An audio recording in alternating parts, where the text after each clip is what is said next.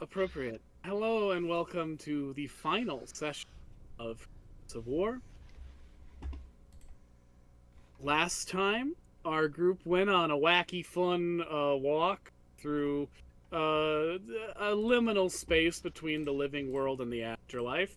Saw some people who may be still alive, saw some people who are definitely dead, saw some people who might be from the future. Real trippy. And then they fought the goddess of death, as you do, for the right to raise the dead and stop the sinister plans of the united forces of Rawhead Bloody Bones, George Garst. Speaking of those sinister plans, we're going to backtrack a few moments to the inside of Castle Peridot, as many of the serving staff and non-combatants of the castle rush to the top floor where there is a portal that leads to another castle in Fairyland. One elf trails behind, sees a low elf who gives him a nod, and rushes into the portal just seconds before it closes. On the other side of the portal, in another part of Fairyland, this evacuation is taking place, and a high-ranking elven official approaches the last survivor and says, "What happened over there?" "It was terrible. They're targeting the goblins and the boogeymen specifically. They were destroying all the bonds that kept Castle Peridot in Fairyland. It's crashing back into the mortal world." I do such a... It's alright, there's one of the low elves stayed behind so that hopefully once they realize that there's no one left to kill in the castle, this army will move on and we can bring Peridot back into Fairyland. Okay, you're willing to stay here and help us do that? Yes, of course. Just thank God those orcs came weeks ago and warned us this was going to happen. Imagine if we hadn't been slowly evacuating this whole time and shoring up our defenses, how much worse it could have been. They could have gotten through to you. Good. Alright, so... when do you think we should try and reopen the portal and draw the castle back? Oh, don't worry. I'll know when the time is right. And as the elf who just was debriefing nods and prepares the other soldiers, the refugee who just slipped through smiles as a trickle of blood drips down from his forehead, staining his cap red. In the mortal world, seconds after you all hear the horrible earthquake caused by an entire castle and its grounds being pulled back into the mortal plane out of Fairyland, the dirt beneath your feet shakes again, and you look into the distance and you see the tomb, the tomb of the hallowed dead, this massive crypt, this giant building devoted to nothing but taking care of the dead of the past, as its many darkened windows suddenly pulse with a vibrant, unearthly green light. The doors of the tomb fly open, and the dead begin to march out. Thousands of corpses, dressed in the armor that they died in, bearing the weapons that they used in life, marching together. Generation upon generation of honored dead soldiers and warriors of Frankain. And as these ghosts begin to march out and make their way towards you to reinforce you on this final push, the sky is lit by the spirits of two long-dead monsters, a great dragon ghost and a great wolf ghost, swirl in the sky so brightly and so massive that all across the Morrigan, people can see it. People see it, over in Castle Broche, they see it over in Champagan, they see it in Leonis. They see it in the Fortress of the Grumboog and in Bet Elabel. All throughout the country of Francaine, they can see these specters swirling in the sky until they surge down and coalesce into the ghost of the long-dead king of the Wolf and a 12-foot-tall phantom, bedecked in ancient yet powerful-looking armor, bearing a sword in his left hand and a ball of fire clutched in his right. He leads the ghostly troops to all of you and bends the knee to follow your lead.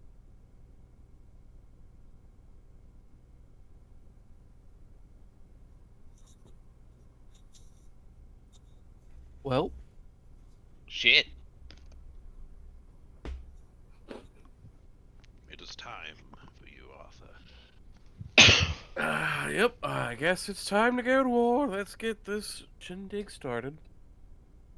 And I take our lovely little anointed horn, and I toot it. Blow into it, properly speaking. But Yeah, you know. toot it. That's a dramatically appropriate phrase for it, I think. Do not do. All right. Skull trumpet.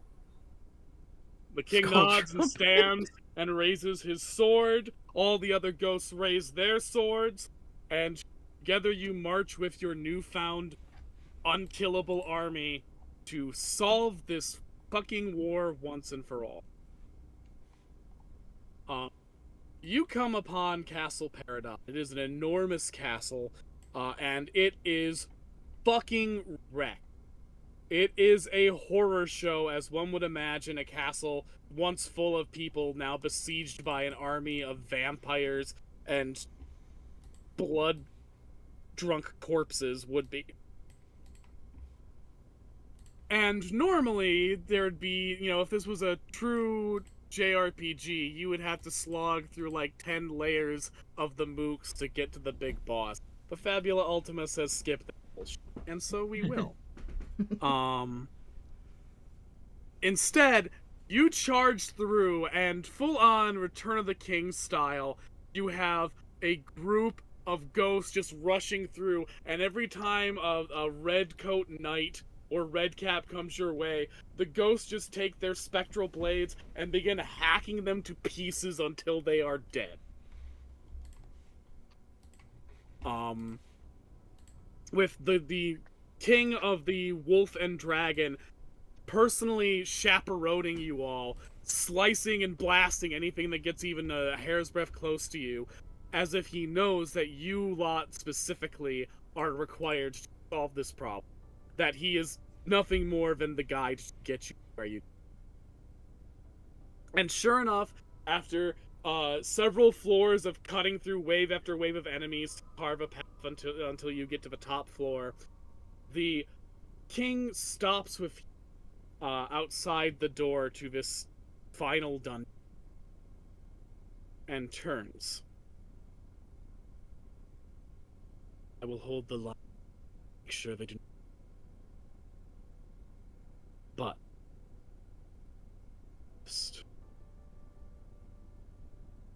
cutting a bit in and out there. Yeah. Damn it. You were supposed to be better.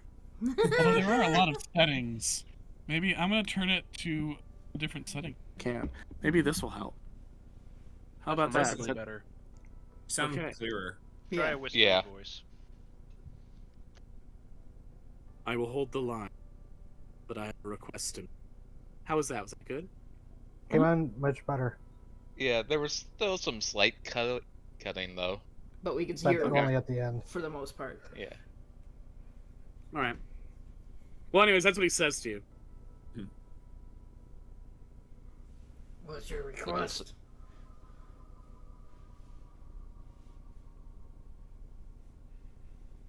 From now on, the people of Amora must bury beneath the city of Luton, in the spidering tunnels beneath. The tomb has emptied, and when this battle is done, and his eyes turn to Arthur, all of us who were called will have to go to our anointed rest. We will not be able to help them. And while this is the darkest hour, and without our intervention, Amorgal would not survive, there will be other dark hours. And so, I request that you bring this word to the king, and to make sure that he prepares for the next. Bury the dead beneath Lutetia.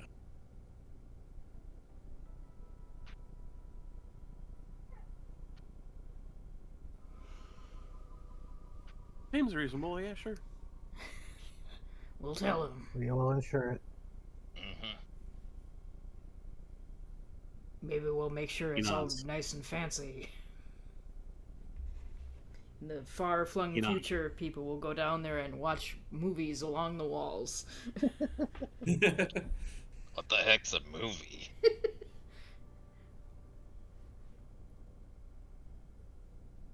And good luck. Save the day. And make one where all the peoples of Lutetia can join together in the new dawn. I will hold the line. And with that, the king stands outside the chambers of the final boss. And you guys get to make your way to the end of our little story. So how nasty do you think Garson is gonna look now? Well, he's blind, probably. And he already looked like a skeletal vulture, so I'm only assuming it's gonna be worse. Yeah, wasn't there something odd about a good portion of his troops now? Oh yeah, Uh, no, they're all like corpses, I think. Yeah, I'm pretty sure they were all of them dead. Or a Wait. majority of them were. Guys, I think I lost my sense of smell. Oh no. It's probably for the best situation. Yeah. This probably was a really lovely castle when it wasn't, you know, fuck. So, TT, Yeah. would Duck have ever been here, you know, back when she lived in Fairyland? Yeah, you've probably visited a couple of times. Yeah, so she'd chime in and she goes, you should have seen it in its heyday, it was gorgeous. I can only imagine. Yeah. There It No, can we- be restored. Ooh.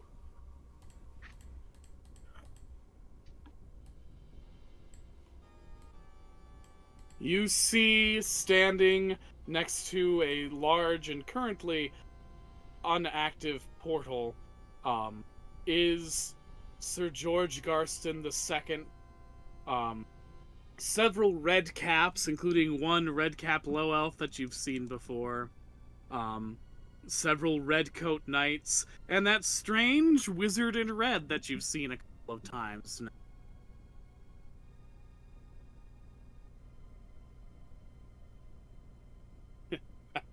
You're too late! This castle has already been taken! Refugees have spilled out to tell the tales of our violent act, and soon Fairyland itself will declare war. And your precious Frankish allies will be forced to slaughter them in droves.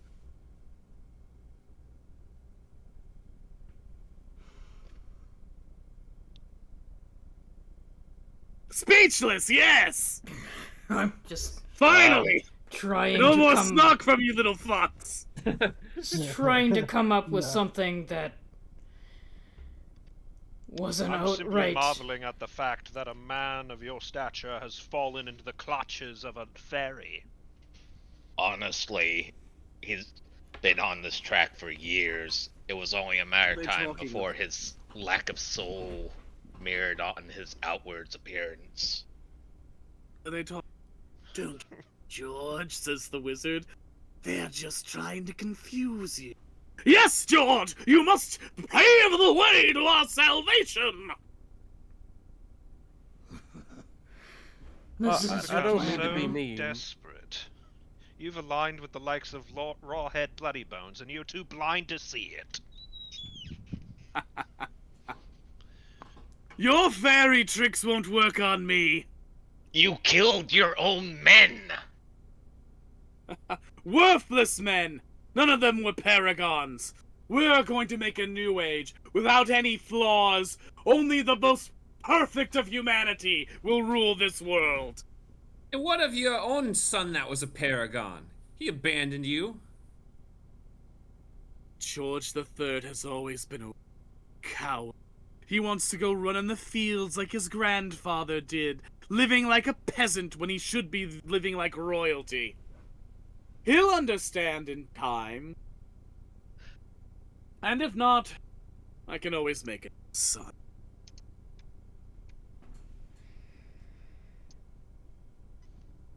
You met Pete. Go ahead and mention you met Pete. Yeah. Yeah, ain't the thing. Royalty? You know that Garston the First came from nothing. That's not royalty. We're just peasants that rose to our own standing through our own merits. You know, you got lucky to be a paragon, but look at me. I didn't have that luck, and look at me now. Here, about to take you down and stop this whole war. That's how you Royal think about this will that. end? Yeah, we've foiled everything else you've done so far. It doesn't matter if you've tried to set up Fairyland either. If we could work and get everybody on our side for this, I believe we can get Fairyland on our side and explain the whole deal too. No doubt. Well, let's just see about it. Let's roll initiative.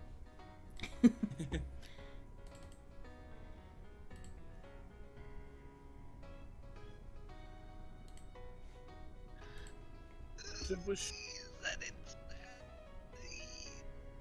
Yes. Dang, Grugan. How did I get that high? The number to beat Rugen's is... going. Sorry? Yeah, you guys won. Alright. Rugen's going Super Saiyan.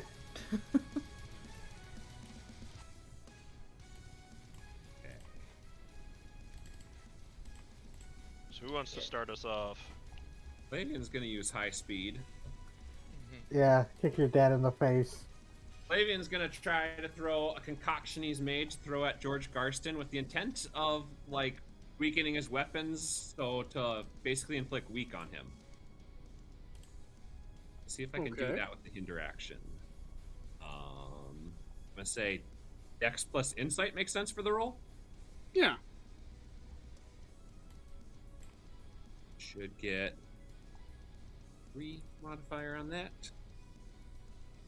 Alright, well, assuming he can be inflicted with weak, he should be now weak.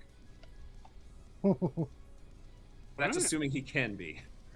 He can be. Oh, good. Can I do my high speed next? Yeah. I'll do my quick Breaking assessment out after. all the tricks. I think I'm going to, like before, try to hinder the red wizard.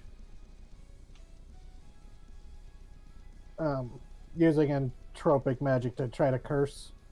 To hold on. Yeah, let's do shaken. Shaken or dazed, because I figure that's Okay. probably the two spell casting. Either one Yeah, of those would be a shaken. good choice. Okay. Then I'll just roll this. Nope. Ooh. You know what? I'm gonna fabulous point this. Why not? I got 19 of these things. Final boss. Fair. You know what? Go big, go home. I'm re-rolling both. 21! That definitely hits the red cap wizard, yes. And I'm trying to, haven't done it in a while, but invoke the dark chains that her old magic used to use.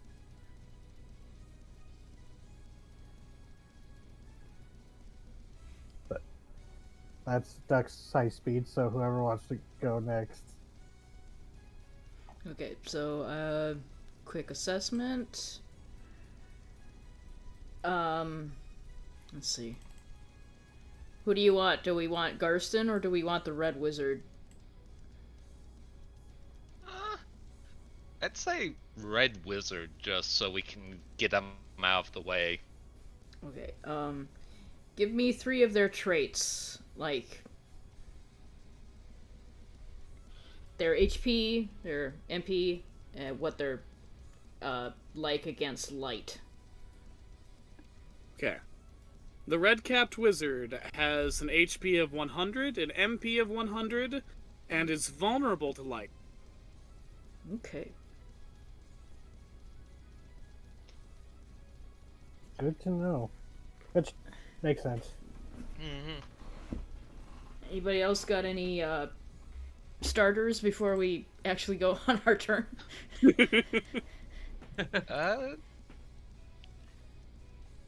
No. I could always attempt to taunt them. Oh, just to clarify for me, does Garston know that Monsieur is a former Dragon Slayer? I don't think so, because Monsieur's never been open about... Reveal your name! I don't even think Monsieur's revealed who Monsieur is to all of you, much less to the enemy. No. Yeah. I think that this is just what Duck has assumed, just from what she's gathered from what little Monsieur has let slip. He is one guarded lizard. Yeah, there are some crumbs that you guys could pick up to theorize, but Monsieur has not confirmed him or a lot of things. Yeah, he is still very ashamed of what he was. Okay. Well, He's living his best dragon. if nobody wants to go right now, I have something I can do now that I know at least 3 of this guy's traits. If you don't care if I do go first. Could I taunt Garston? Wait, do I have provoke? Yep, I do. I want to provoke this bitch. Okay, go for it. Alright, just gonna post that in there. And now, I'm rolling might. Plus.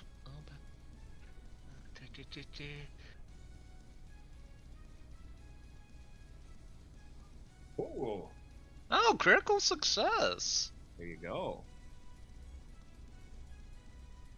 Would that be Nice. enough? Yeah, critical success should always win. Yeah. And you get an opportunity. Okay. An opportunity of Yeah. just. Someone post the meme. Not Yeah, even to have table. Garston do the roll. Do you not remember me, you villainous cur?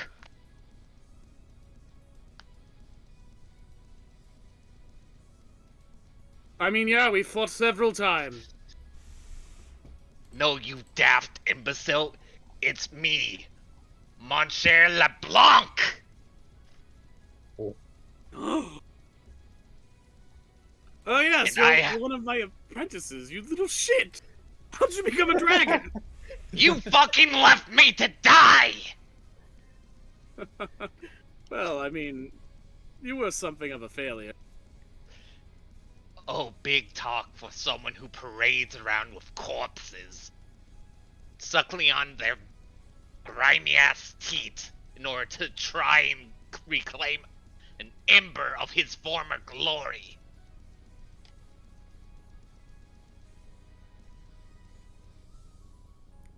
Fuck yeah.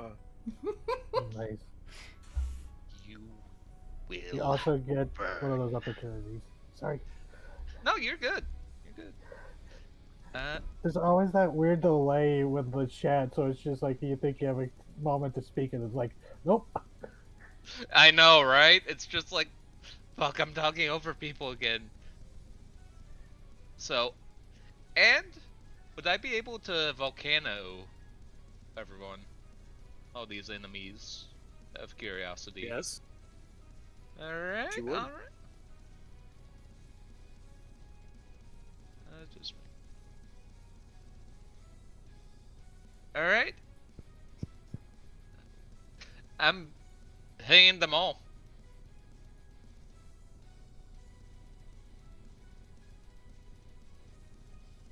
For 30 damage? Mhm. Or is it 40? Would be 35 right now. 35. because Yeah. Yeah, We're not quite level 40, so yeah, but we're getting there. not And really. it's fire damage, right? Yeah, but it ignores resistances.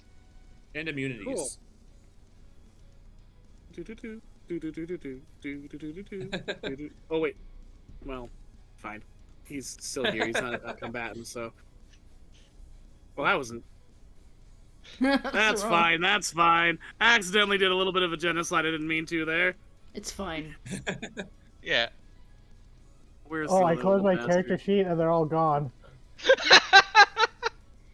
Oh, sometimes you can control Z when you delete tokens. It's fine. I've got a... Alright. Little guy.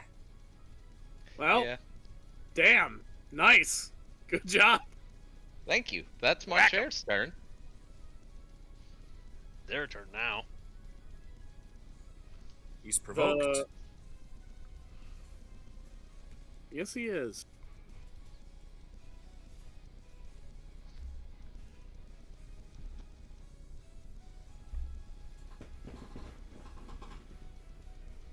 Alright. Using his training as a dragon slayer, he leaps up and even though you are flying, manages to hit you with his melee attack, theoretically. If this Oh hits you. no. He's What's the is it 30 attack? 30. That doesn't hit. oh. Fuck! Oh, jeez. And now I can counterattack this bitch. I missed Monshare is like- Guardian. You taught me that move, you idiot! Eat Fucking shit! Inigo Montoya-ing it, you Double. realize. I'm gonna spend the Fabula point to re-roll that. Do it! Spend. And That would have worked on a dragon, maybe, but I'm not a dragon, am I? Alright, so that's 2d10. He's just a man, an innocent man. Just He's a normal man. just a man. So that'd be Be a 12. 12. one better. I take it that doesn't work. See. I do not believe so. Let me double check. Yeah, no, that don't hit. It's fine. So, I have- Wait, he did a move, Monshare countered, and then he countered the counter. It's like, you taught me that move. Yes, and I taught you that move too! I have a thing that I think might work. Good. So I'm gonna spend a Fabula point if you're alright with my trust in you for Monshare. Yeah, fuck it.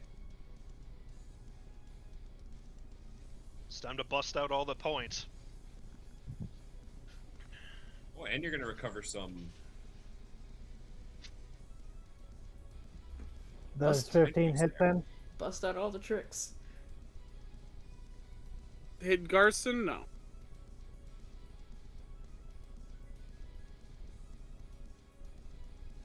Oh, you can re-roll if you want, or try.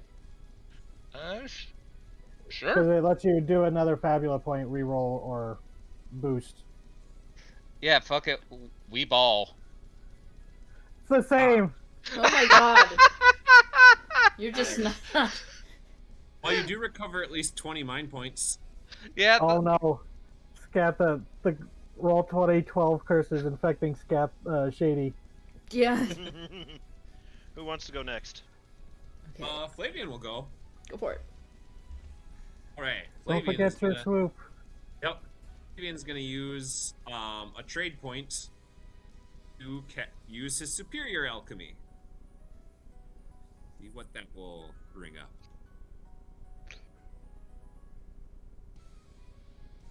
Oh, okay. Whoa. What can I do with that? Let's see.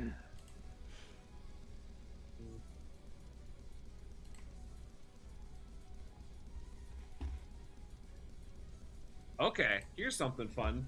Flavian throws an alchemical concoction that inflicts enraged on all enemies.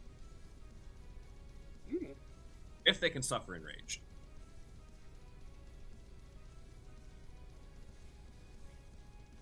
That will lower Then their Sir- dex and insight. Yep. Then Sir Swoop flies in and shoots at this guy. Which, if he... Double check. If he's a red... Is it just blanket red cap that we said? Where did I have Sir Swoop? If he's a red cap, he should take 40 damage from Sir Swoop's strike. Okay. Jeez. Silver damage. Yeah, because red caps are always vulnerable to damage from Sir Swoop. Nice.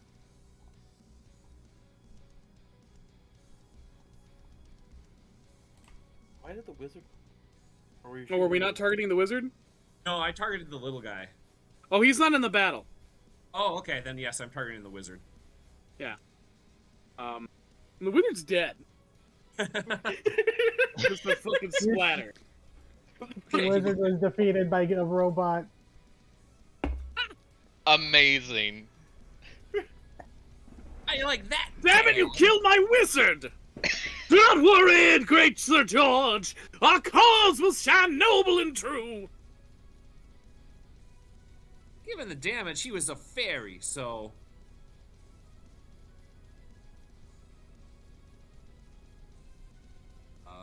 Karsta's turn, I think. Well, here's the thing. Yeah. Garston had allies. Yeah. He doesn't anymore. Can I? And he took his turn. Okay. Kill him. Alright. Kick him while he's down. I'm gonna beat the shit Can I out of hurt him. now? Go ahead, kick his head off. This deck is... Only Dex fitting and for a Insight are goblin to low as finish well. him. And you also killed the guy who can call reinforcements for him. Yeah. Fucking So- volcano. This is now a curb stop.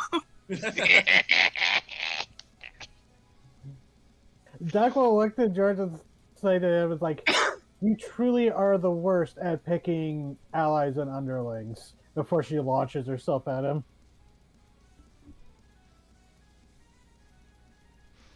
Does 23 hit? Defense or magic defense?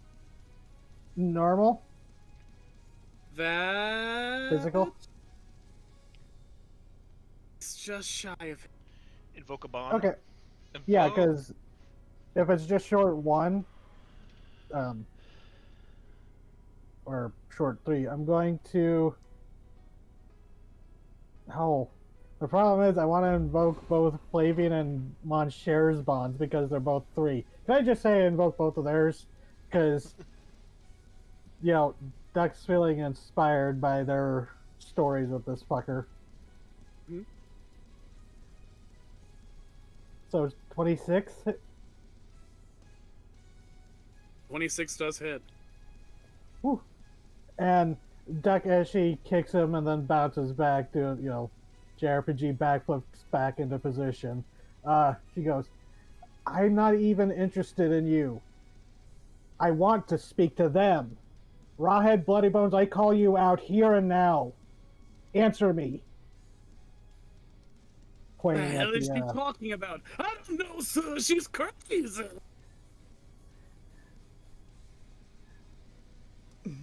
but that's Duck's turn. Okay. Do you mind if I go? No, feel free. Go ahead. Okay. Yeah. Let's see. Yeah, I think I'm probably just gonna beat the shit out of him. Do it. Let's see. Oh, how many status effects is George under? Ooh, isn't it? Think? Enraged, I believe. Oh yeah, he's in range too. Enraged sure and it's better than his and character weak. He would take an extra 3 damage. Okay. Because I forgot I had this rogue skill from the very beginning of the game. Beautiful. Alright, I'm going to either roll again or invoke a bond. Will a 3 bond get me enough to hit? 3 would be enough. Yes. Okay, I'll just... His defense is 4. I'll let you figure it out. I will invoke my bond with Flavian and state that I'm surprised this axe affects you, since you don't have any nobility in you as far as I can see. Oh yeah, did he take the double damage from the iron shoes too, being a nobility? Oh yeah, shit. Yeah, I pulled out this weapon just for this fight. So yeah, that would be really funny if Duck didn't get the extra thing just to make Grugan's words sting all the more.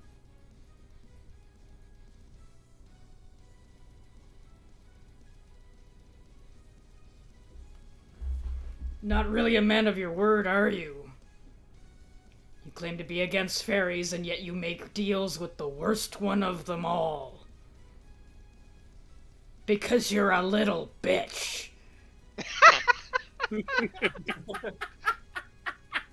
He just roars in impotent fury at you. But he took his turn this round, so... I'm sorry. If you want to give him another round, we won't be mad about it. No, he's not... I like him going out like a little bitch, and he's not the only trick up my sleeve tonight. I It's fair. figured. Could have There's been. Yeah. the angel coming. Mhm. This is the You want me to catharsis finish him battle. off? Go for it. I mean, I could get a good I old mean, he's stab got on him if you want. 116 HP, so...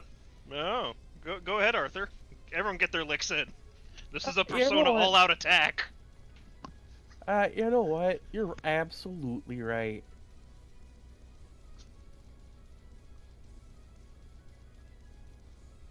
And in proper fashion, art recreates the vision of when Valkyrie impaled his previous commander, because this is still technically his previous commander. So he just stabs him right in the gut with the Valkyrie lance and goes, "And that's for everything. Fuck you, you piece of shit. No one's going to miss you when you're gone.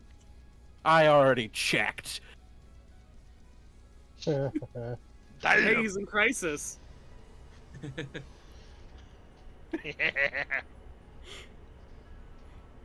This is the catharsis battle. Yeah, it is. This can't be! I am George Garston II, the greatest dragon slayer who ever lived! No, that was your dad. If you're the greatest, then why are you the second? Weird. It's time for my lick. God, I just love that. It's just being a great comedic beat where just everyone just stops and looks at Suri like, wait, What? what? Reed did say that. No, what No, I but it haven't. would have been really funny. Holy shit! Yes! Kill! Kill him. Good damage. Jesus. Yeah, Jesus. no. God, I love He's- Durandal. He's walking Yeah. up with Durandal. You, George Garston II. You believe the fruits of conquest are yours to reap. But your corpse will be the loam in which the seeds of the future are planted! You'll fucking cleave off an arm if you can. Kick ass. No, I'll let you do that. He's still got some fight left in him, but he can do it one-armed. Yeah, he could just fight with his shield arm. Yeah. He's an undead. He's not undead yet, and probably isn't Yeah. going to get to be when you guys are done with him. Top of the round, then. Yep, one of you gets to go, then he gets to have what's probably his last turn. Oh, you would think he's getting a last turn. Oh my god! funny. You're funny. Hey, guess what? You're- Hey, guess what? Guess what? Queen's Gambit, motherfucker. I'm gonna do a free attack. High roll counts as 0 for damage. But because I did that, and apparently the universe is liking that shit, Double. I don't think that'll do any damage. It's too low. But I'm not worried about that shit, because that's not why I'm here. I'm here to make other people go burr. So I get to proc this. Charging Cavalry goes off. Hey, Grugan, you want to slash this dude again? Sure. Sure do.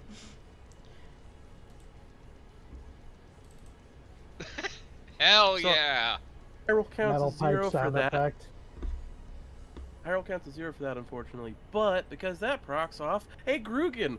Or actually, Grugan, whoever, take it. Kill him. Sir Kill Reed. him. Reed, go. Blast this man! Crush his balls. Jesus. Jesus. Well, Sir Reed, how do you want to do this? Make sure to Combo save the attack head. between Grugan and Sir Reed. With Grugan's help, I'm thinking he dismembers him like Kong did Mechagodzilla. I leap over and I stomp Sir Reed's face down and I hold it down for Sir Reed to cut his head off. Yeah. All right. You dismember George Garston II as he has so many dragons, goblins, and orcs and other creatures in this world. His last moments are not triumphant or a heroic, villainous last stand. It is him being slaughtered like an animal, the way he treated so many other sapient beings in his life. And as his corpse falls in pieces to the ground, the last redcap in the room looks at it, cocks its head, smiles a sharp-toothed grin, and says, "Well, that's good. What? He served a wonderful purpose. And Sorry, TT. he's You're gone. cutting out. Damn it, God fucking shit!" I'm sorry. We're sorry. It's we did what we can. He served a glorious purpose. And now we don't have. So thank you for taking. Shh. It's really not liking this voice. I'm sorry. It's Yeah. cutting off at the end. Motherfucker. Let me try it. Let me try it. There's a lot of settings on here. I'm gonna try it. Thank you for taking care of Nope. No. Nope. Mother Puss Bucket. Have you turned up your input volume? Yeah, that might do it.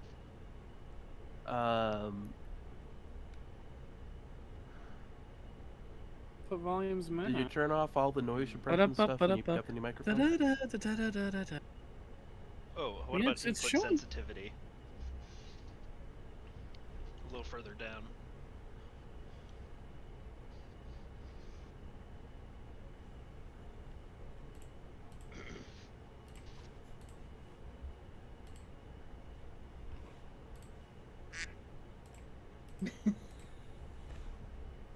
Not now, Duck. That wasn't me. That was. I'm just glad the Earl didn't become a red cap. The red about this? swan. This better? This much better? Much worse? Yeah. How's this going? This is That going. sounds good. All right, so let's try this again. Thank you for taking out that trash for me. So much better. Yes. Yeah. Yeah, definitely. He served his little purpose well. Started a war, made Fairyland hone in on a low elf in this exact location, It's a funny thing about honing in on one person as the source of how to start a teleportation spell. If that person isn't just in one place, things can get a little screwy.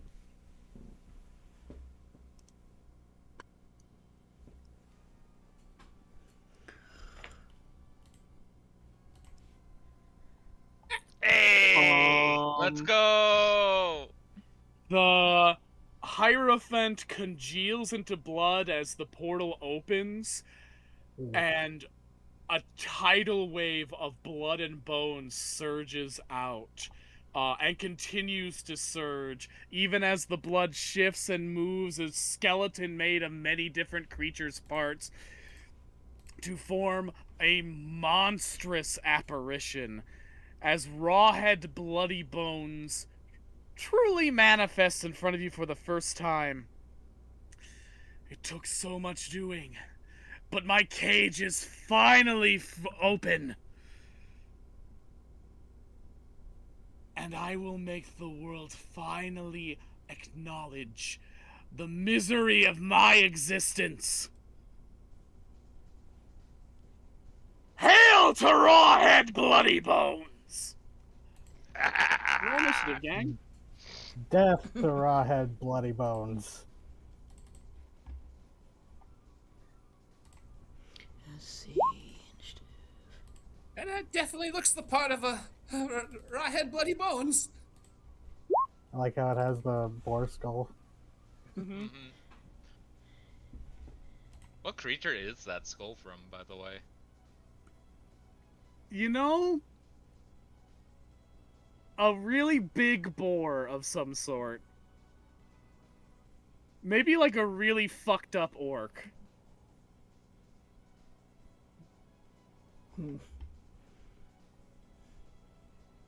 This music from? This is from Deltarune Chapter 4. Ah, okay. Nice. The Titan fight? Yep. Hell fucking yeah. The heck is It's that? a in my channel? pig! Okay, so Rawhead Bloody Bones see. wins the initiative off. Liz says she asks if Rawhead is single and says that she can fix him. No. She's not single. She is a Oh, plurality. well, they died. Whoa. Well, Whoops. good whoops, game, whoops. everyone. Control Z. Control Z. All it took was Liz to crush on Rawhead for them to die. Immediately dead. That would be an orgy then. Usually when someone has a crush, they don't immediately crumple like a fucking newspaper. Well, Rawhead was very thin-skinned. Oh. There ain't no Second, skin all on these that guys man. Are inexplicably Exactly. on the map layer instead of the token layer, and I know I said token layer this time. So what the hell? Yeah, I was confused by them like going behind the grid. I was like, what? What? Yeah, don't worry about it. They should be fixed now, theoretically. You guys fixed? Yeah. Okay. Let's have a little fight.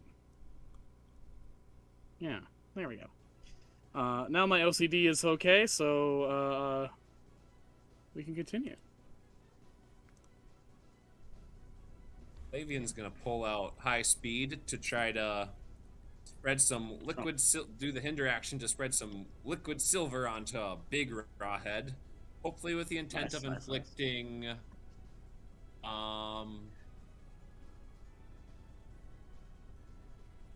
what's shaken. That would be the effect. So I'm gonna say Dex plus Insight again for this. Mm-hmm. Just gotta pass 10. Hooray! So if it can be shaken, he's shaken. They're shaken. Not stirred. Nice. Beautiful. Anyone else got some before shit actually starts shit to do? Yep, high speed as well. Duck is going to just do an attack. Yeah. She goes, it's about time you actually came to the stage. Been waiting for you. Damn! Fuck yeah. Critical success. Take an opportunity. And it has Christ. toe shakes. Yep.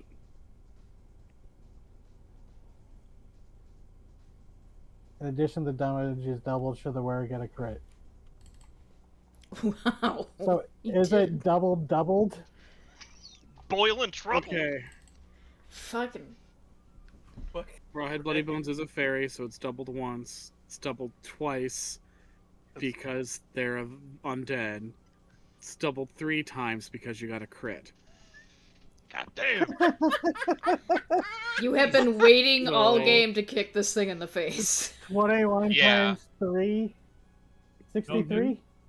I thought it was 22 times 3, 22. isn't it? Yeah. Should be Yeah. times 8, shouldn't it? Times 2. I like that because number. Times 2. So you did 176 damage. Woo! Jesus. I think that might be the most damage a character has done. Yeah, no. Yeah. Fabulous. Woo! Holy fuck! I have been crafting Duck to fight Rawhead Bloody Bones the entire campaign. The mighty duck Holy shit, Puck! coming in from the top rope. Fucking We have hell. multi-sticks. Are you also attacking? Are you attacking all of them? Like all of the big ones? Well, I can attack multi-6, so... Yeah, the big one and 5 of the others. Cool. God damn. Rod's like, finally my time. Duck eyes glinting. This is really funny. In No Small Feat, I learned you really got to give flunkies to your bad guys because there's a lot of stuff. Like otherwise, everyone will just wail on the one guy and take him out.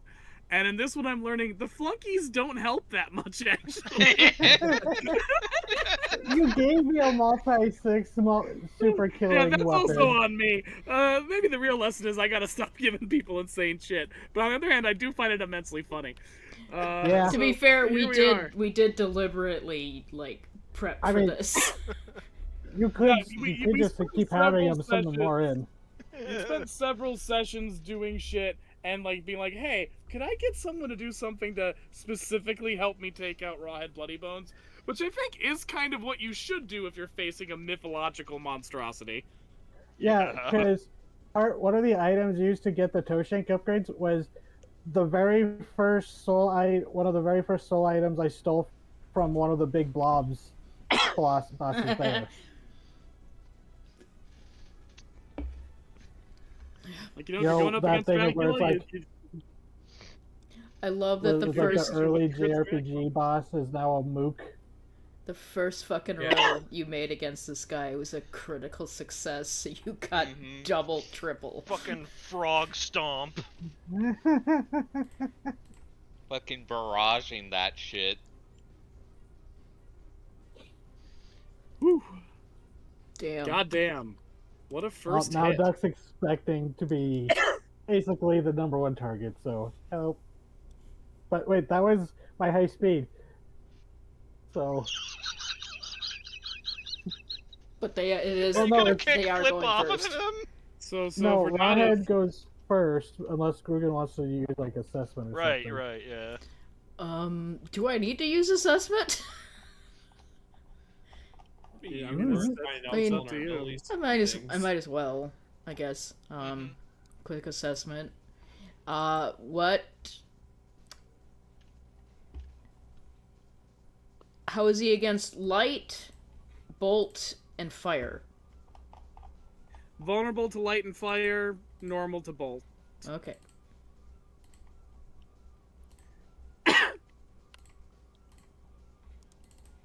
Okay, his turn. Bye, guys. Okay. He's shaken, so you know if he has to use willpower, it'd be a little bit less. I'm wearing the very first weapon or armor upgrade I got at this campaign. I never upgraded from that. I am weak. You are the glasses of canon. It's a good thing you have big, beefy lads on your protecting Very you. palpable hit. Mm-hmm. Mm-hmm. Okay. Does 18 hit anyone's magic defense? No. No. No. No, No. thankfully. Minus 20. Magnificent. Rawhead Bloodybones splatters you all with blood, and you all nimbly dodge out of the way. Gross. Oh, don't forget we have those Plague Doctor beaks. Yes. I have one equipped right now, in fact. Yep. Okay. I can get rid of, probably at least, get rid of some of these little ones. I have Go something for it. that can be done, actually. Go for it. So, thanks to the MP I gained back, guess what I can do again? Do it. Do it. Do it. Cook 'em. Eat volcano, all of you. Oh. And they're vulnerable to fire. Oh, Damn. we're Into the soup. bad for their health. Burning the soup. Damn. Well, Rawhead's in crisis. Surprising, I know, given how little you guys have hit him. I just looked at the chat and it's full of kicking anime gifs. Yeah.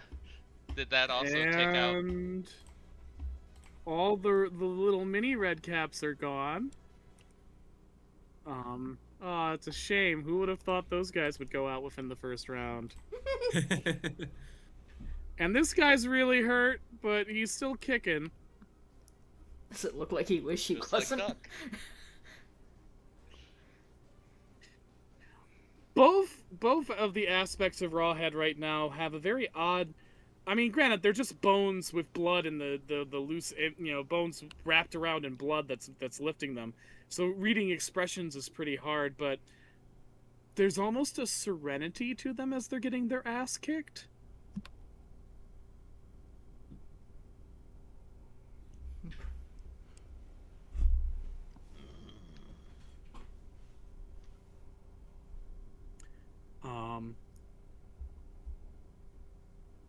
The aspect of Rawhead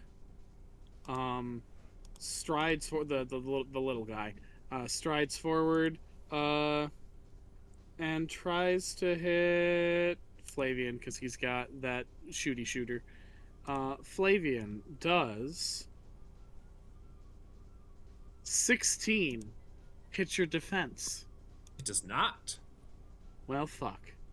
This guy might be completely incapable of doing shit to you guys. It's okay. You're just a mook. You're just here to take some damage, aren't you, little buddy? TT, I have a question. Did Rawhead's big blood attack, was that a spell? It was. Okay, Shady, you used your spell already. Nobody else is really gonna pull out any spells, are they? Probably not. No. Probably not. I have some if we need them in emergency case. Okay, Yeah. because I'm kind of debating, but probably kicking is probably my best bet. if you want Flavian for his turn, I can lay this down. Holy shit. Negator spell. Hell yeah. Fuck! Oh. All creatures from casting spells or performing rituals. They can try to destroy it, but it's a 6-section clock to do that. I have eventual magic stuff I want to do. Would that stop what I want to try? What's that?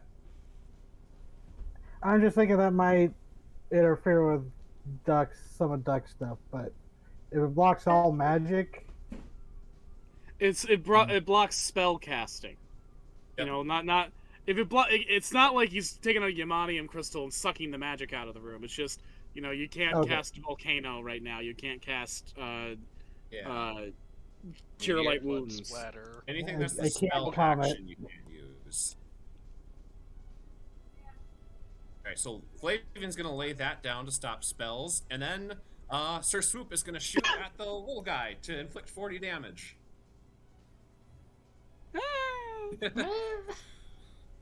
Bam! Wow. Direct hit!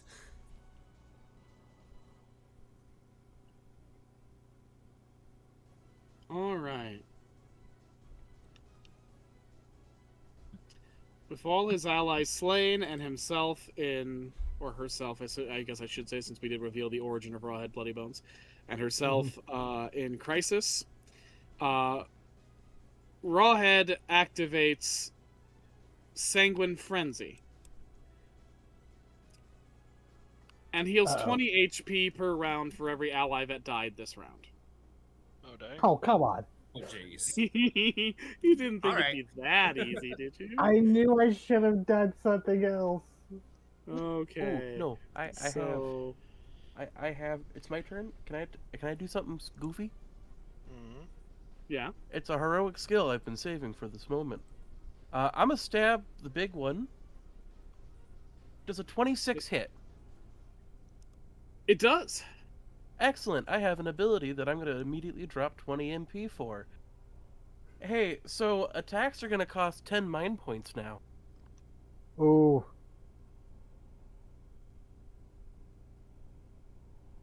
Does have the damage you do as well from that attack.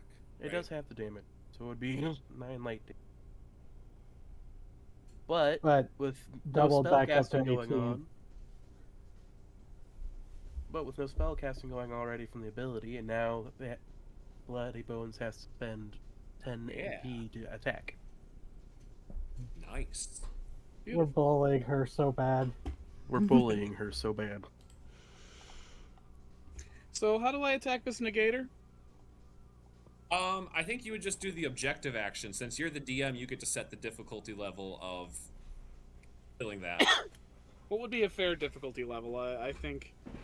Like an I average think- difficulty level is 10. Would you say this is an average spell? I think so. Okay. I think it's a physical, like, magical spike that Flavian laid down. Yeah. Okay. Then she is going to smack it several times. Plus, yeah, that hits. Okay. So that's 1 point on the clock, and I have to get 6 to destroy it, right? Yep.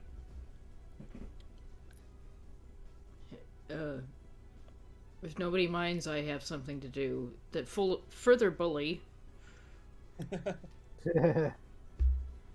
I know 3 of its traits. Mm-hmm. I'm gonna pour on 20 more to make it have to use MP to attack. It has to use 30 MP to attack now. Oh, Damn. fuck. Well, you could do that, or the objective action would be what Bloody Bones would have to roll to stop the spike. That's true. Could. Either way, it'd be funny. I mean, either way, she is attacking, so. Ah, shoot, there was one spell I wanted to get on. Damn. Oh well. Well, she don't like that, but she don't like not being able to use magic even worse. So that's one hell? more off the clock. That should actually don't be, I know. think, 2 more off the clock. Fuck yeah! Yeah, because you hit higher than the goal. So that's 3 of Right, 6. Yep.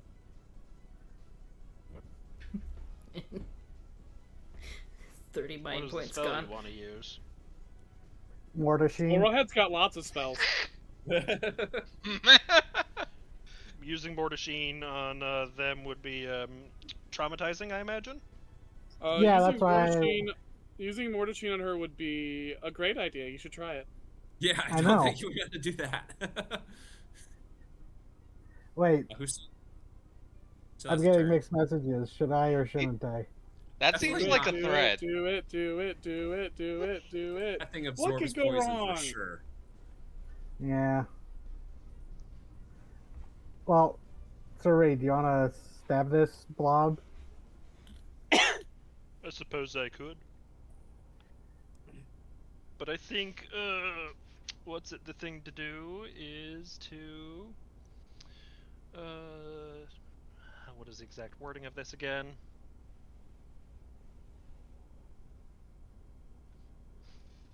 There you go. 5 mind points, make an attack.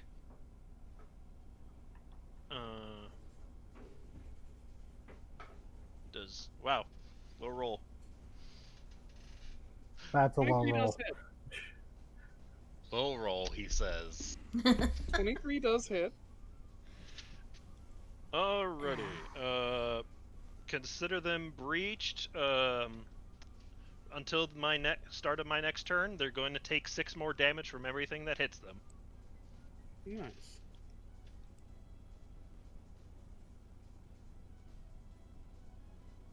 That pairs nicely with Sir Swoop.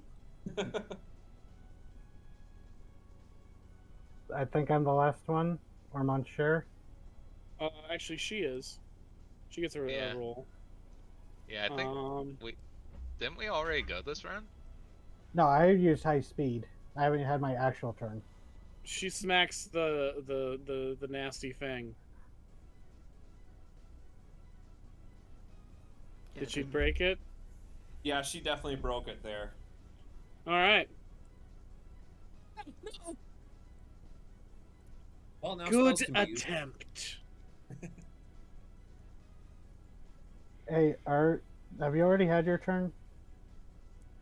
Yeah, I did the first casting of the whole. Hey, it's gonna cost you 10. Oh, to right, the attack. Iron Lance, or the Iron Yeah. Forest. And I Yeah, it looks like volcanoed you're the only this one turn, left. I believe. Yeah, used Okay. volcano, Shady. Art, do you want to do that? What I just suggested next turn? Sure. Okay, then Duck is going to. Did not like how she healed herself. So she's going to go back to one of the very first items she ever stole off of a quote unquote boss.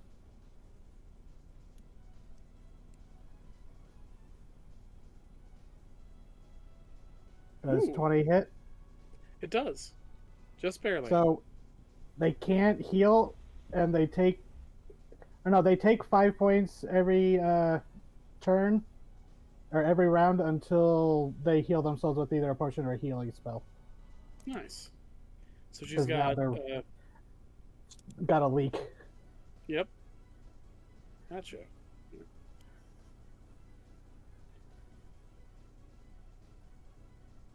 think that's all of our turns in the round.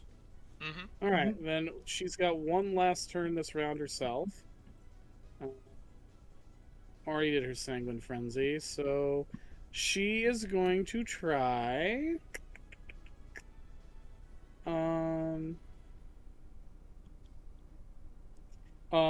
A lot of the blood swirls around her in a spiral funnel cloud of wind. The blood shearing apart until it's all into a red mist of a tornado, and it lashes out at you all with a wind spell. Iron Wind. Can you not roll like shit, please? Please. Is 25 anyone's magic defense? Yeah. No. Nope. Well, if it does, you take 21 wind damage and are poisoned. Well, wait, is this poison damage? No, Wind. it just Oh, gives wind. you the poisoned Okay. condition. You But said we are immune. 21, right? We 21 are immune damage? to the poison condition. 21 wind damage. And no poison. That's right. Now poison. No, we're actually immune if you're wearing the beaked mask. No, that's not. I don't think that's my accessory. Oh wait, it is. Never mind. I'm immune to the poison condition. You're right. Yeah, because we bought these specifically to deal with bloody bugs. Hooray!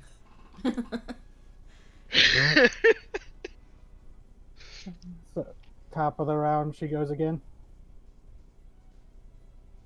Yeah, that's true. She gets to start. Isn't that lovely? Oh no. She's gonna try. Yeah, I think she can do this one without being reduced. Okay, she's gonna do. More of the blood surges up, and it hardens. It coagulates into giant crystallized stones of blood.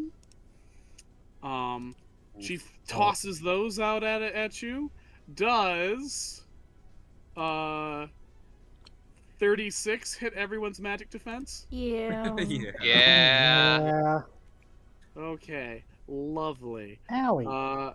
You take 27 earth damage, and if you are capable of being poisoned and haven't been yet, you're poisoned.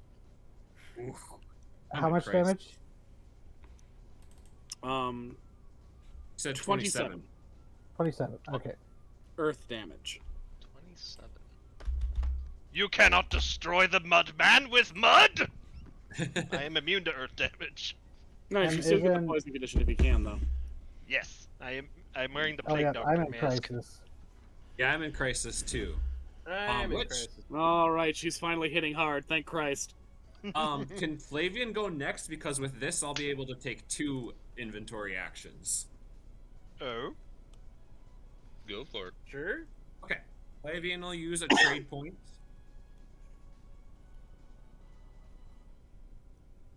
To use his superior alchemy kit. Right. What can I do with that? That's more limiting than I was hoping for, unfortunately, but that's okay. I got multiple that I can use with this. Let me just double check some things. Hey, you know what? Flavian's gonna use this to inflict 40 bolt damage on Ooh. Bloody Bones. Nice. I think it's A 40 palpable with- hit. Yeah. And I guess actually it'd be 6 extra damage too. Ooh. We have the Excellent. breach Because still of the going, yeah. breach. Yep. Yeah. And then can do trade point again. All right, there we go. What can I?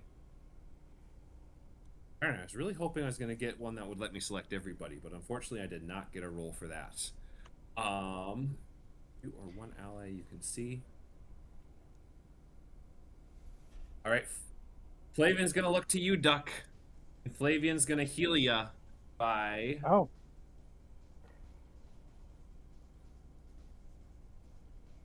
Actually, hold on.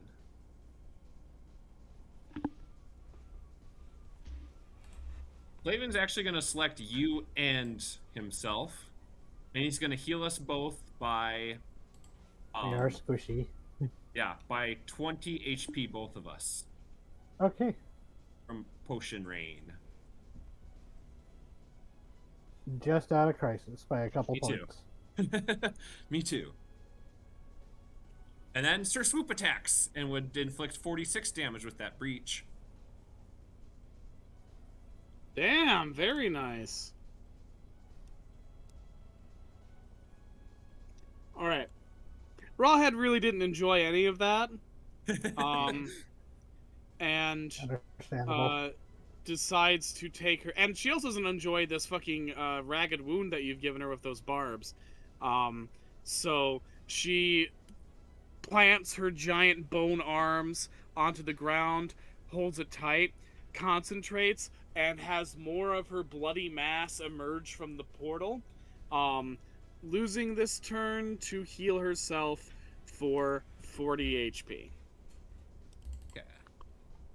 The one use of Sanguine Frenzy she can do this round. Okay. May I go next? Oh, Oh, what up, Duck? What you got? me and Art were trying to set up something. Oh, go for it, Len. Sorry. No! Always respect the combo attack. You got a combo attack. I forgot to actually put it in my magical stat block, motherfucker. Here, hold on. Do you want me to Grab- post what it does? Because I have it in my spell book. Oh, if you've got it, yes. So I have been taking more of the Interpist, so technically the spell I have unlocked. So I'm gonna cast Anomaly real quick. Yeah, that's what you need for that. Okay. Inspiration plus willpower, so I'll roll that real quick. inspiration, insight. Plus, we're gonna give that. Ooh. Oh, could we? Did you get any fear bonuses from the haunted house? No, this is I a- immediately bounced like a nerd. But I can't spend a fabulous point to reroll that, I guess. I have 6, so Might as well use them. might as well use them. We're not. Art's probably not gonna get another opportunity. 5 points. Let's go!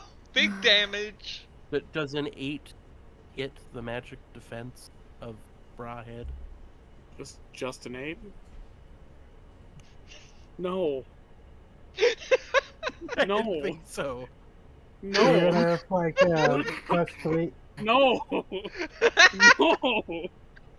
Darn it. No. That's fine. I'm just imagining Art doing, like, I call upon all the dark powers of the afterlife. Right. Okay. Voice Oh. caster. Oh, right. New spell. Who dis? Rawhead unleashes a wave of blood that catches a flame as it lashes out at you for a sanguine flame. Does 31 hit anyone's magic defense? Not mine. Yeah. Yeah. If it does, you take 25 fire damage, and if you can't be poisoned and aren't yet, you're poisoned. Aha! I'm immune to fire damage. I resist it. Oh, that's nice. That's very nice. 25. Got it. Hold on. What's my? How much was it? 25. 25. 25 fire. I'm crispy. Frog legs. Hey. This is fun for me because we're getting a good boss fight now, but we also had the repeat of the catharsis of just utterly beating the shit out of the most contemptible villain in the arc. Yeah. Mhm. You know, it's very Malus. Like, I couldn't even be mad that beating up Malus was so easy because it was fun. We also set up Very our cathartic. we also set up our little heroes to somehow be an exact counter for her. Yeah. And you let me create the Arcana of the Pack after defeating the Big Bad Wolf, where we Yeah. got an all-out attack ability. And, like, you utterly beat the shit out of George Garson II as a sort of reprise of what happened to Malus. But now we have an actually good boss fight. Mhm. So I'm very pleased so far. So, Monshare, if you want to go now. Yee. Alright. Equipment. Alright, let's see. Let's try to bit slap. Jesus Christ, Moncher, you're kinda rolling like ass tonight. Use those points. Call those bonds. Roll Let's- those dice. Let's spend Fabula point number 16 to re-roll that attack. I can just Go click big. the equipment thing to re-roll it, right? That Yeah. cool? Yeah. Yeah. Works. Okay. Oh Again, my by 1 god! point. What is Withroll 20 doing this? It's being an asshole. I think Okay. sometimes the true bad guy of our games is Roll20. It Yeah. really is. In multiple Question. campaigns. Okay, TT. Yeah? Question. Yeah. Would a 16 hit her? No. Or... Okay, yeah. Well, that's Moncher's turn. He tried. He did. And we'll salute him for that.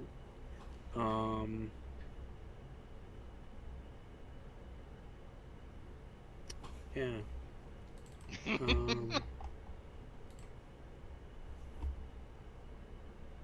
Yeah, okay. She's gonna splatter wave you all. Does 25 hit anyone's magic defense? Yep. If it does, you are weakened. Does it do damage? No, just makes you weak. I'm already at a D6 for might, Yeah, so I it was doesn't gonna matter. say. Yeah, it didn't hit me, so. Launcher might as well Just be make weak. a note that you have the weakened condition. What was that again? Sorry. Just make a note that you have the weakened condition if you got hit by that. And what was it again? 25. Yeah.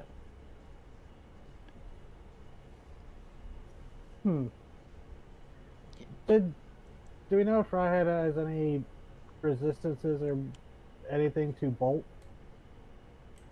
Normal. vulnerable to bolt. It's normal to bolt. Oh, normal. Normal Vul- to bolt. Vulnerable to fire and light. Vulnerable to. Yep, vulnerable to fire and light. As Normal far to as bolt. that's all. That's what I got out of my assessment. So. Yep. Can I try something then with the spell? Yeah. Knowing that Mordasheen probably won't work, I'll use the other spell I got from the Knuckle of V General. As I call out to Rawhead Blooded Bones, look at me. We killed the one who did this to you. Holy fuck. That hits. Look at And me. I don't know if this will work because Bloody Bones on that thing is poison, but where is it?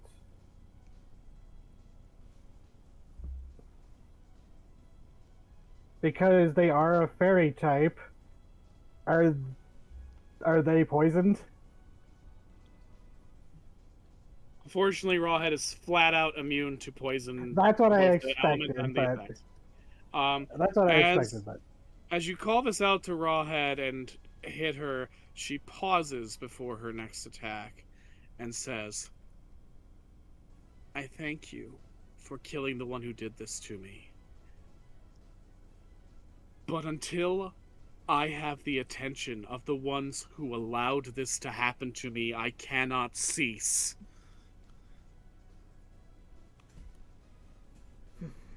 My life is an endless horror. I have It done doesn't- nothing but inflict pain. No matter what I do, no matter how I try to stop it, that is all I do. It is what I have been made to do. And until someone answers, someone tells me why, I will inflict as much pain as I need to.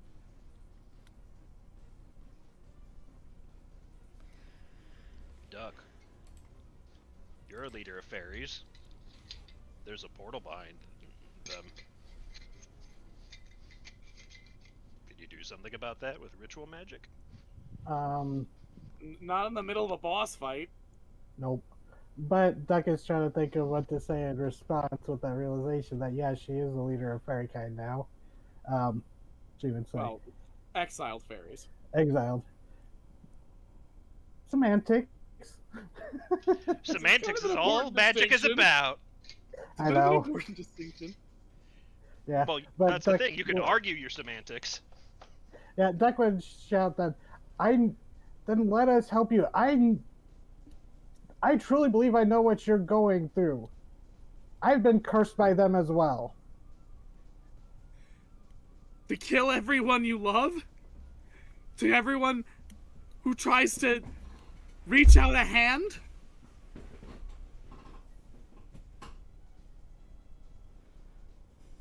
I too was cursed by the cruel nobility of fairyland. Cursed to be the bird of ill omen. Bad luck and misfortune following me wherever I tried to make a home, ensuring I would be ostracized and alone. I was in Skullcrack when the Goblin Slayer army came. Because of me, my bad luck drew them there. When I learned about you and finally spoke with you, even though those conversations inevitably turned to violence each time, I recognize myself in the reflection of your bloody mirror.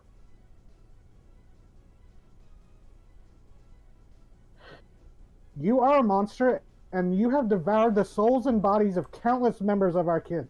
You ravage and consume communities, spreading fear like a secondary sickness. But that is what they made you. That is what they named you. Rawhead Bloody Bones. They stole who you were and cursed you to live a life of eternal loneliness and savagery. But curses can be broken and names can be stolen. Is it time, Will? Depends. Can you do that Soul Steal move yet? Do you have a turn? No, that was my turn to cast the Eye Beam. Okay, then next round would be it. But that does manage to give Rawhead enough pause that she does not take her attack this turn.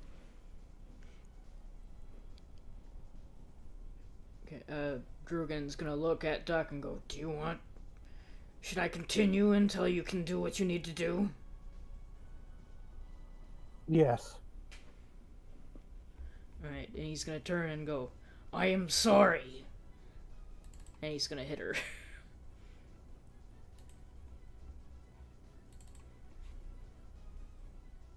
Good, that hits.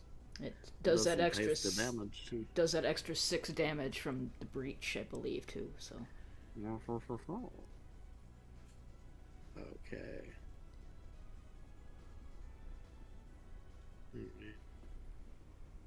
Well, she's in crisis again. So that's pretty good.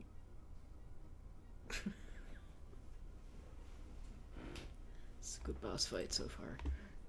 Mm-hmm.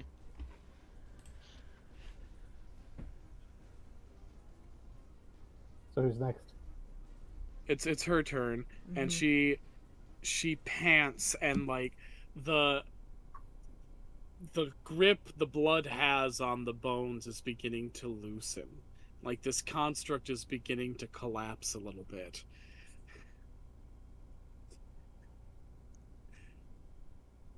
It's been lifetimes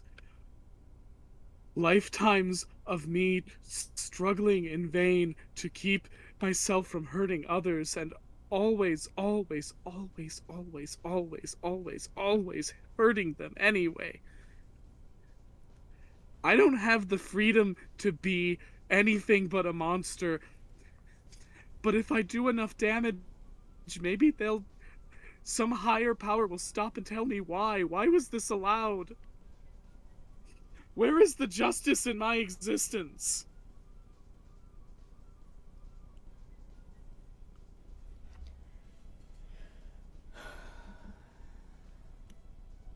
Why did they make me into this? And she's just ranting rather than attack. Anyone have any other moves? Well, if it's the top of the round, you go ahead. Wait, Sareed, did you gone?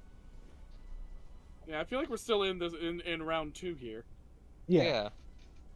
Because I used the Eye Beam and then launched on the tirade. It doesn't look like you've gone, Sir Reed.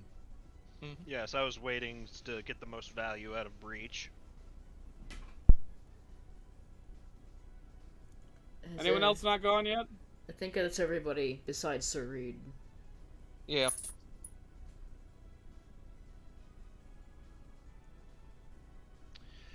Alright, I guess I'll make an attack.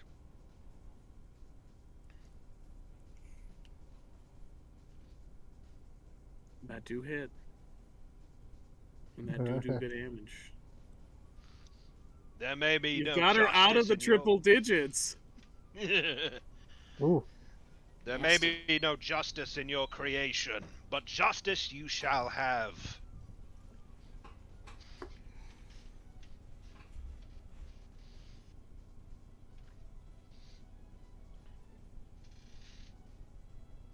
I believe Rawhead goes first at the top of a round. Yep.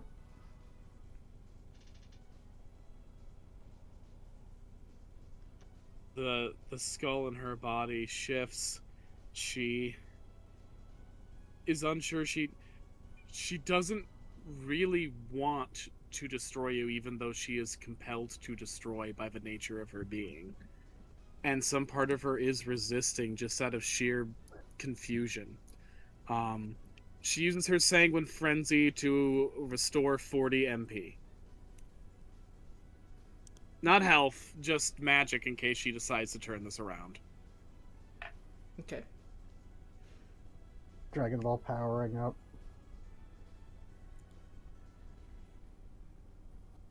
So my turn then? Yep. Sorry. Duck saying this, it says, help me, help us free you from this curse. Please let us help you. Fortune's wheel can turn even for the immortal. And so I take from you this name, this terrible burden. And Duck's gonna soul steal with pillage, which she's never done before. Oh, hold on, I have to see.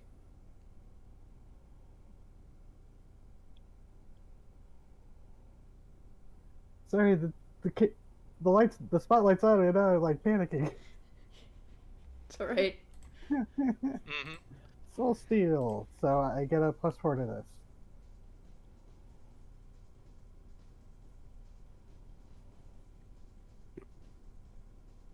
And actually, Duck is terrified of this moment. She's been dreading this moment the entire time, ever since she realized what she's going to have to do. Does she get the +6 bonus? Yeah, you absolutely do. This thing's fucking terrifying. Are you kidding me? +10, because she's realizing this is her big gamble. Yep.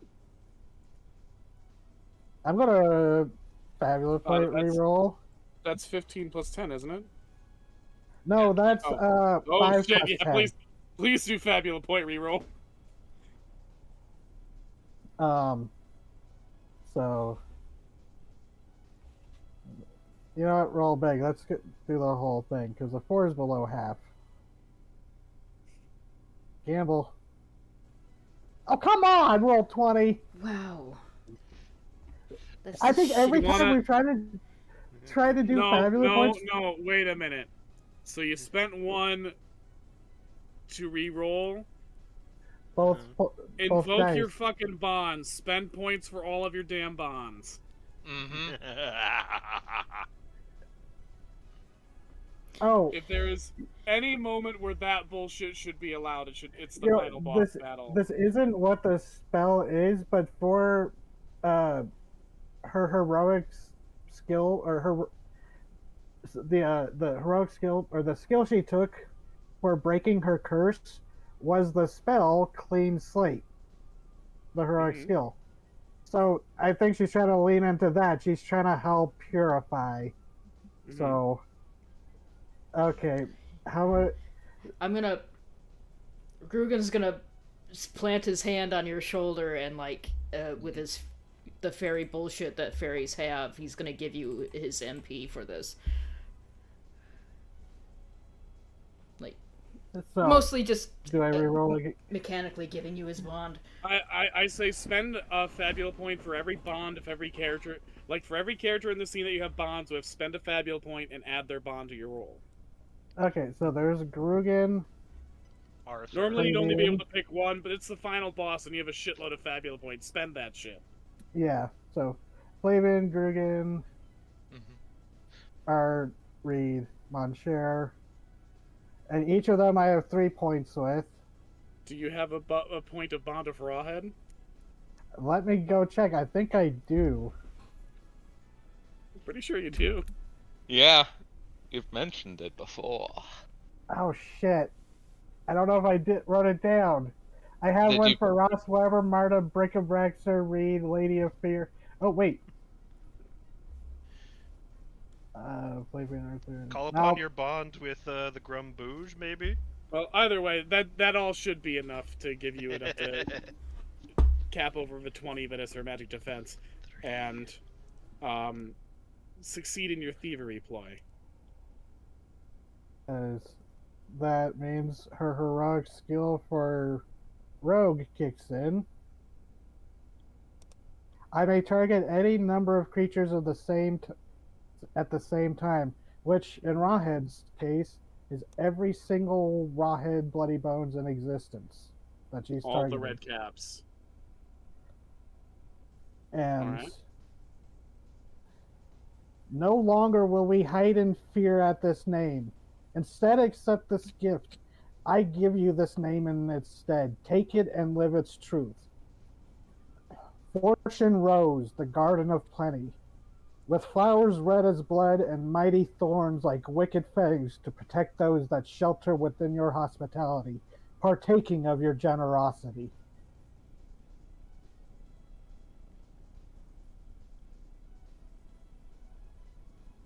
Alright. Because when you steal something's name, you can replace it with another name. That is true. There is And- no more potent magic amongst the fair folk than the ability to steal one's name and give a new one. For names hold a great power to define. As you do this, a core aspect of Rawhead Bloody Bones' being, of the entire Redcap disease, alters totally and irreversibly for the better. The blood starts to flow back into the portal until only a very small fragment of Rawhead remains here. A humanoid skeleton in vaguely winged shape, draped mostly in blood, with just the eye holes of its skull peeking out.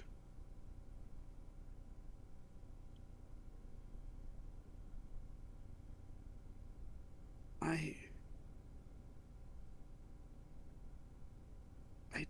don't need to kill you right now.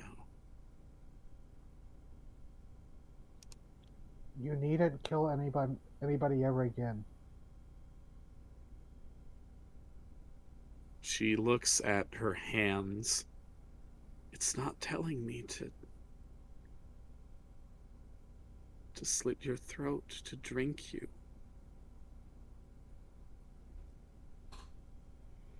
It's gone. It's gone. And she looks up at you, and even in those immovable eye sockets, you feel this expression of confusion and baffled gratitude. I've hurt so many people. Why would you do me this kindness?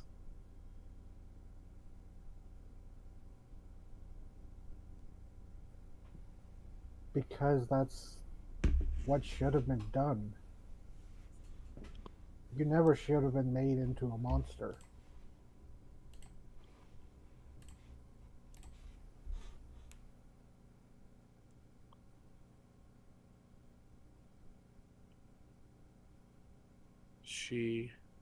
All those years you've been alone because every time anyone interacted with you, it ended in violence. Just as every time we talked before, but I wanted one time to try to end it differently.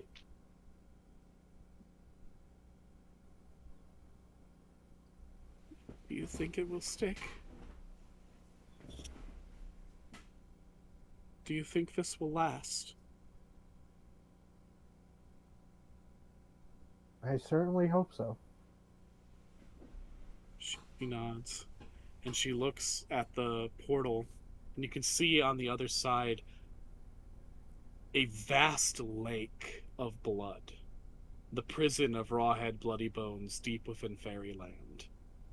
the place they've kept the main bulk of the monster. I think, for safety's sake, I'll stay there. Just in case. Thank you for stopping me from doing so much more, and so much worse than I already had done. I always wished someone had been able to come around and break my curse. And I wasn't able to do that until I had friends and a really unlikely ally to help me break it. I couldn't do it by myself.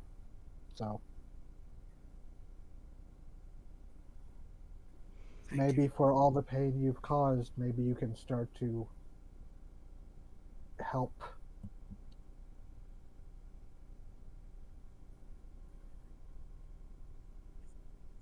I will try.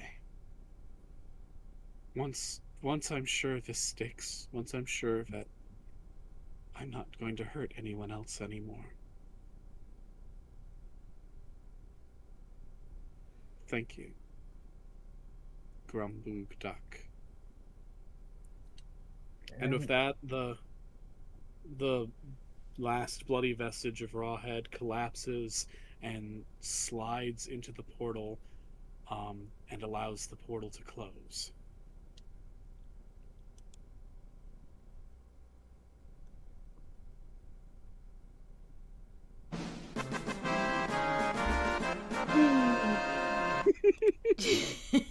Or, as I should say, Fortune rose the Garden of Plenty rather than Rawhead Bloody Bones.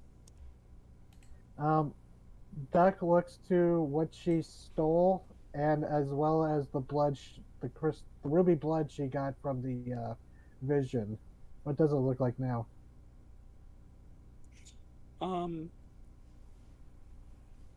Something healthier. Still a ruby, but not this angry, visceral thing. It's something that shines. Rawhead Bloody Bones is no more. Fortune Rose has taken her place.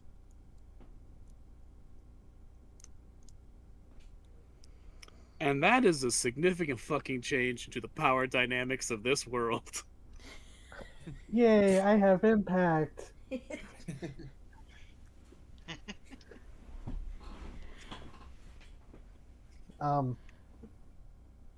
So, yeah, Duck will turn and be like, one.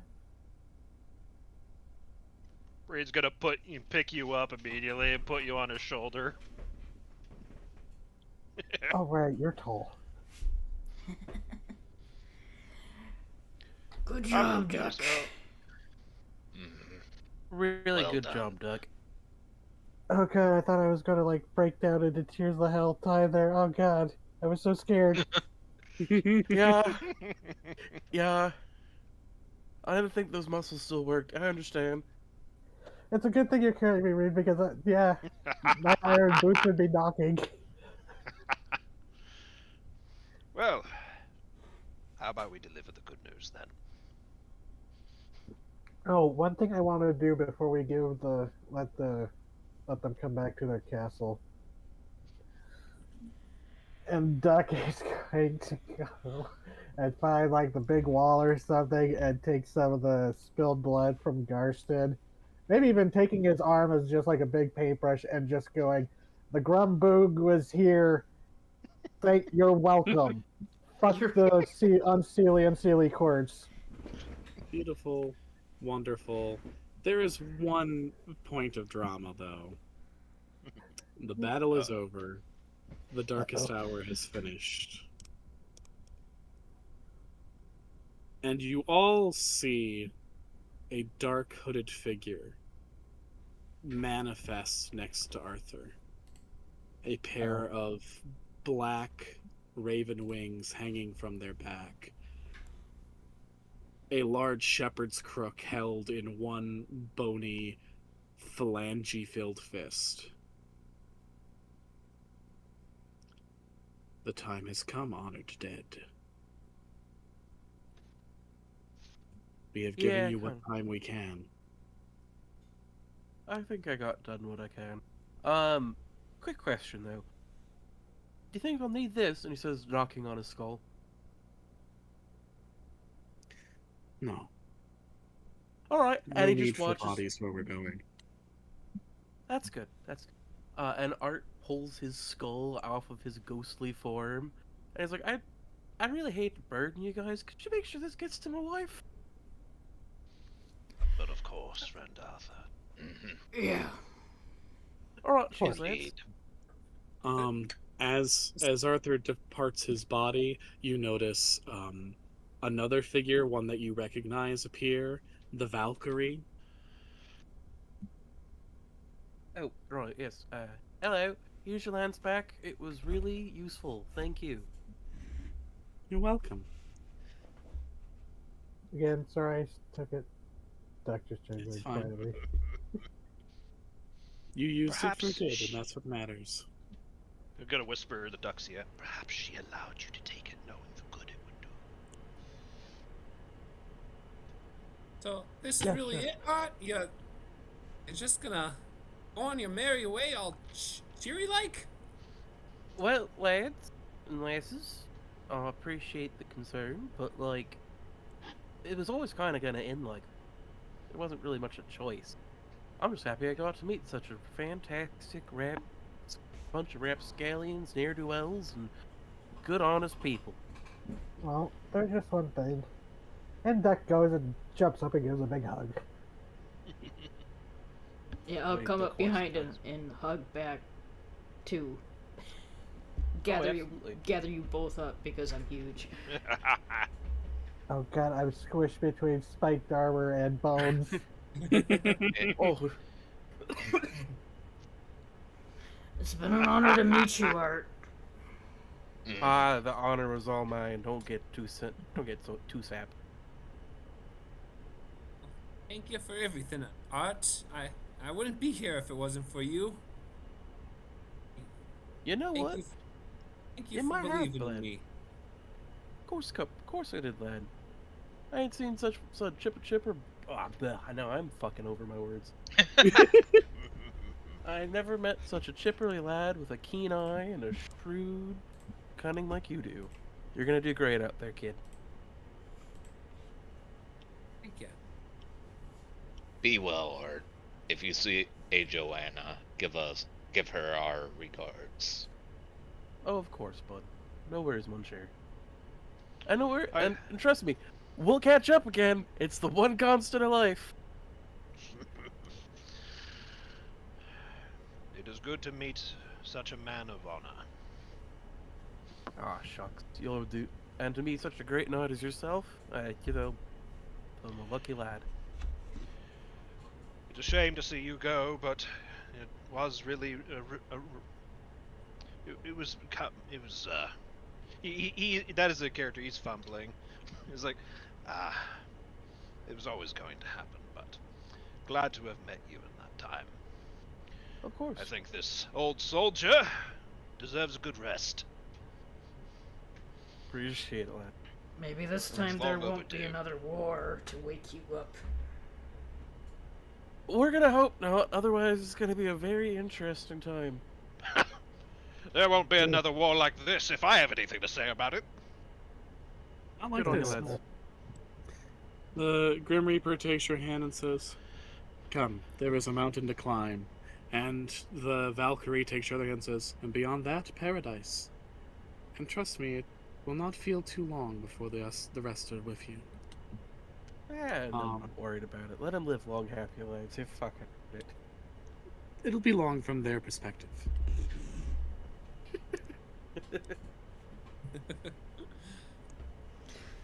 And, off the three of you go. When we leave the doors, I imagine the army of the dead is gone. Yep. Not even their bones remain. The king's words were true. These soldiers will now rest forever. If another dark hour comes for Amoragal, a different group of dead will have to defend it. Well, recruitment drive time. And thus, Fantasy Paris gains its fantasy catacombs. Yay! When Art gave us the skull, I thought it was like, oh, you want to be the first skull on the catacombs? That's neat. Like, oh, but you want to go back to your wife. Yeah, We'll put him on a headstone.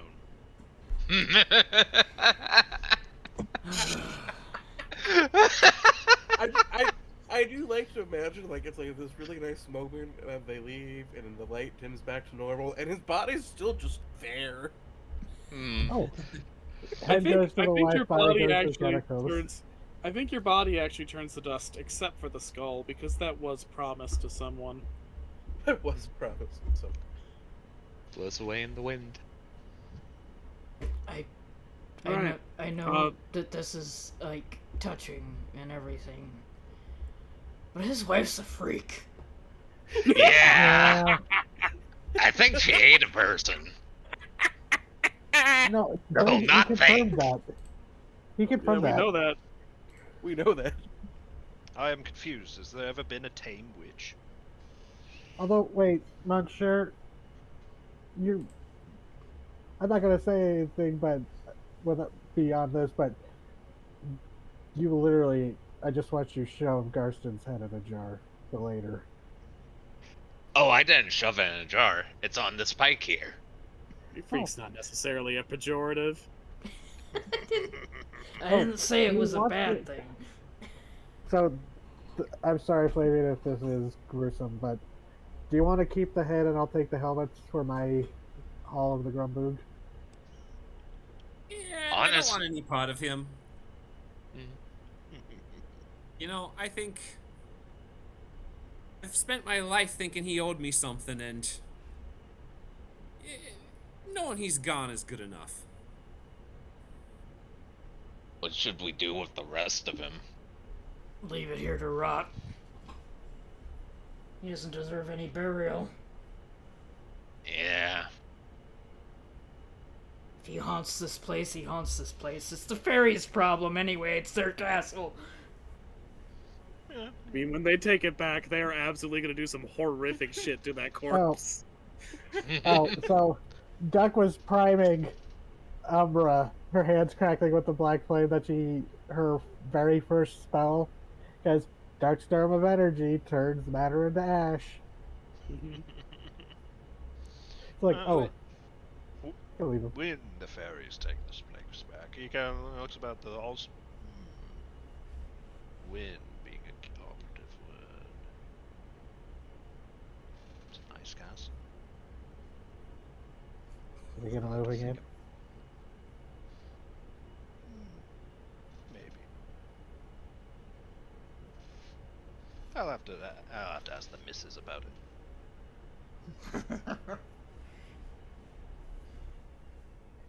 Duck's just like, wait, did I miss something?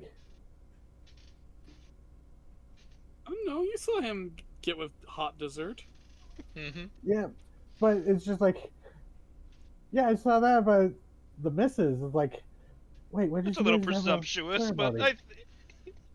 he will admit to that. It's like it's a little presumptuous, but I think I think we can go somewhere.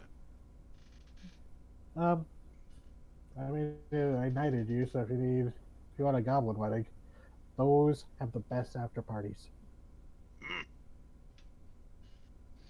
Well, I don't have any family to speak of, so I might have to take you up on that offer.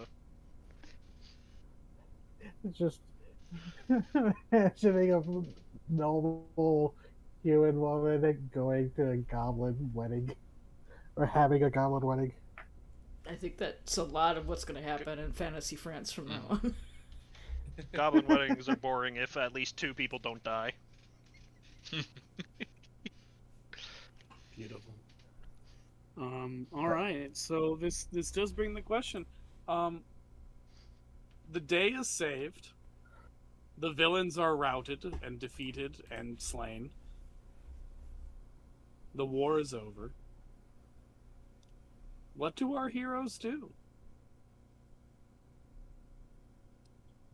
Well, we know what Art's doing. He's enjoying paradise. Mm-hmm.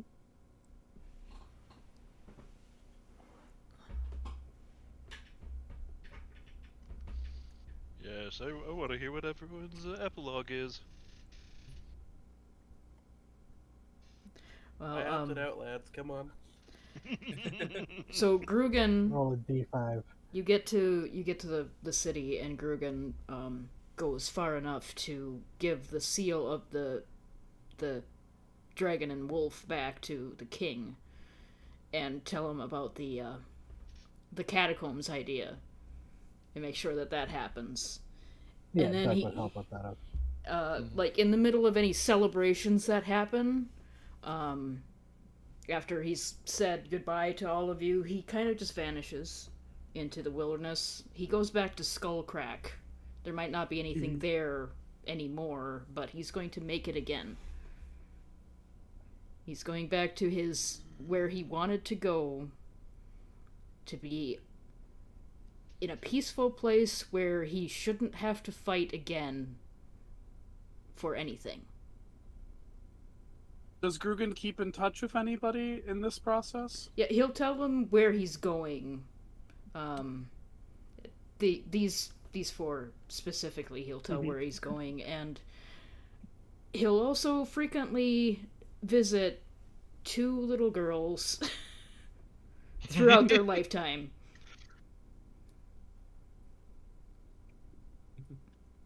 Margot and Martha? Yep. He'll tell them specifically that if you need anything, you can always come to me here.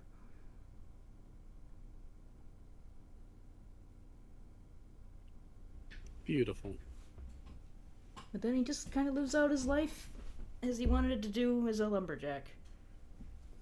And maybe he gets a hot orc husband. Sorry, Well, Liz. that's what it is. Grugan is for the ban.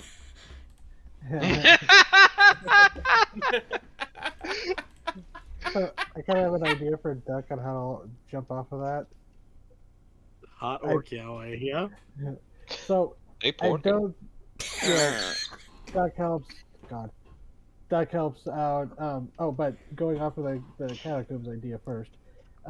She helps Grogan convince the king of that, and she also brings up the idea of that if these catacombs are going to fill be underneath the city of Lutetia, there should be caretakers who live among it. So, and she suggests the idea of both goblin and possibly mime caretakers for the catacombs to make sure the honored dead are ready for whatever next disaster there, and giving a home to the people that were crucial in the defense of Lutetia. The king agrees with this proposal, and thinking about it, decides to make sure that the position is never treated as a dishonorable thing because of non-humans staffing it, and so issues a decree that it is the most hallowed work to take care of the catacombs of Lutetia, and that those who work the catacombs, the official catacomb workers, are to be treated with high respect as stewards of the country. And it fits the So mimes, not the only are silence the of the mimes dead. and goblins allowed to live there, but they are given a equal and somewhat elevated social status as a result of it. Excellent. And Duck makes sure. I almost said Madeline because French redhead, but what's the mime girl's name? I think it was like Madeline. I think it was Oh. actually like yeah. Yeah. So Duck would also make sure she sends her toys and stuff because she saw how she liked the black swan toy. Yeah. Madeline herself grows up to become one of the head custodians of the catacombs. Excellent. A chief bone architect. Which I I think haven't is a heard big badass fucking job. Yeah, I mean, her dad knew how to break them apart. Mm-hmm. But going, when Grugan disappears, I think it's less Grugan reached out to Duck and more like Duck tracked Grugan down, be like, "You disappeared. I was worried about you. Okay, you're safe. Okay, I get what you're doing. Don't be a stranger." And Duck would definitely ensure Skullcrack and, once she takes over the stronghold of the Grumboog, maintains, friendly diplomatic, friendship. Mm-hmm. And also knowing that Grugan is, someone who is seeking a peaceful retirement for the ways of war, Duck would point, possibly veteran orcs and, goblins and such that direction. Mm-hmm. And I don't know if you approve, Scatha, maybe Duck is the one who ends up eventually introducing Grugan to his orc husband. It works for me. Or Gaston. We did establish that you and the Lady of Fright become an item and fuck nasty, right? Oh, yeah.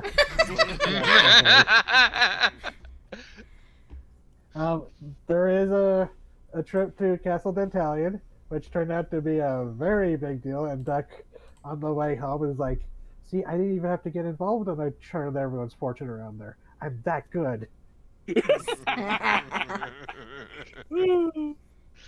But if on the off chance there's anyone listening to this who has not read We Go Bump in the Night, at some point there will be a published paperback book copy of We Go Bump in the Night, so you can know what the fuck that's about. And also, I'll post the model later, but in the model for Duck, there is a ruby skull that she's wearing as like a necktie. Yep. That's Rawhead's name. Keeping Rawhead close to your heart. But that also kind of goes for Duck. She definitely pursues the romance with the Lady of Fright, but still maintains the stronghold of the Grumboog, making sure. Yep. But I don't really I have like a really ending for her in mind. Just if you want to bring her in something, but she definitely tries to reach out to Fortune Rose. Yeah. We don't have to make like an ending. Like we don't have to determine like where these characters die or anything other than art. Yeah. But it's the just like, important thing for what happens after in the wake of the war? What's the new life they start now that this adventure is over? Duck with her curse removed and all this thing about Fortune Rose, and she's just, well, I made that big deal about people need help to break curses and turn their fortune around, so that's what she's going to dedicate her life to. And also, she will ensure Flavian gets mercantile opportunities in both her fortress and Betelabel. If he pursues the merchant lifestyle, of course. But yeah, Duck goes on to be a leader, which she never thought she would ever, do. Mm-hmm. And like the best leaders, she's a shit stirrer. Flavian won't share. What? Oh, sorry. Oh, sorry. No, I was just gonna make a joke. She makes sure Barbara keeps his ass in line. At least until he gets his teaching job. Flavian and mon cher, what are your futures?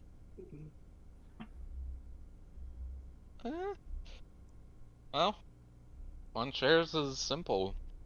He'll go to the Fields of Desolation and just try to undo the damage that was done there.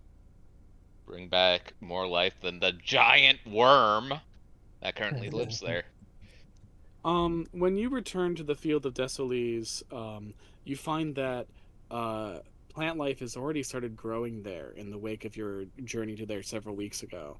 But your presence helps speed things along because a fact about dragons is that humans simplify their magic effect on existence as they make the world more dangerous. That a dragon's territory is more hostile to life, but that's not strictly speaking true. They make environments hardier and more defensive. Deer are faster and sharper and hit harder if they are forced to throw down. Wolves get bigger and tougher and shrewder. Plant life gets more hardy and more resistant to being destroyed. And with you as a dragon living here, you help restore the balance of nature in this area and see firsthand over the years the Field of Desolaise no longer live up to its title until eventually it is no longer the Field of Desolaise.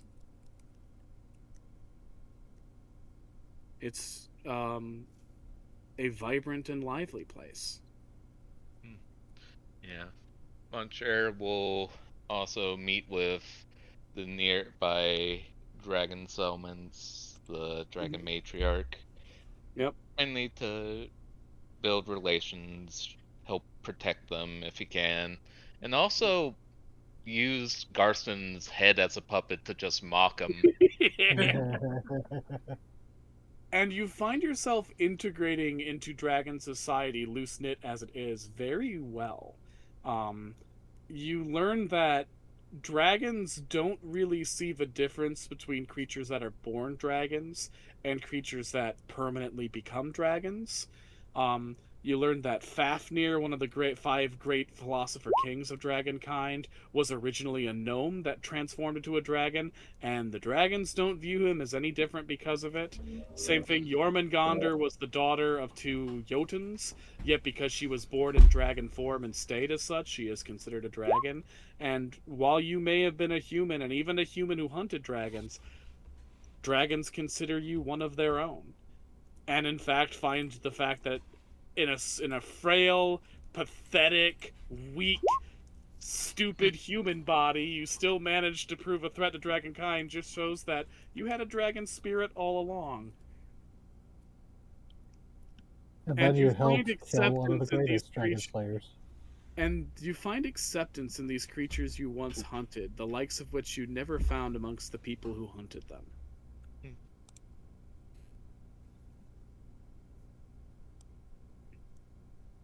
Better come fucking visit me, asshole. Oh yeah, Muncher will. Yeah, that's something that I want to emphasize with Duck. She wants to keep track, keep in contact with everyone at least loosely. Mm-hmm. You are all the first family she had after she got cursed that stuck around. Besides, Daddy Art, who went for milk and cigarettes. Yeah. I like to imagine that over time, Muncher will convert the skull on a pike to more of like a staff with the skull on it and use it as just a stylish walking stick. Nice. I wonder if he moves into the village and makes a little shrine where Arthur died. That would be sweet. Mm-hmm. I mean, that's also yeah. where, like, the plant life started growing, so... would be a good place to honor things. Flavian, what about you? How does Flavian turn out? Well, with the adventure ended, the war over, Flavian hears the call to merchantry beckoning him on. And so, recognizing also how much he's learned, importance of names, especially Garston. But Flavian knows, that's not the name that he needs to carry on. So he decides, learning all he has, he established his own shop of his own, Pascal Potions and Beyond, to sell potions and other various trinkets that have crossed his mind. But Flavian's not really content with just settling down in one place. And again, the idea of names still continues with him and what that legacy brought. And the idea strikes him, what if he established shops around Morrigal, or maybe beyond, that carried the Pascal name, and could trust in the Pascal name?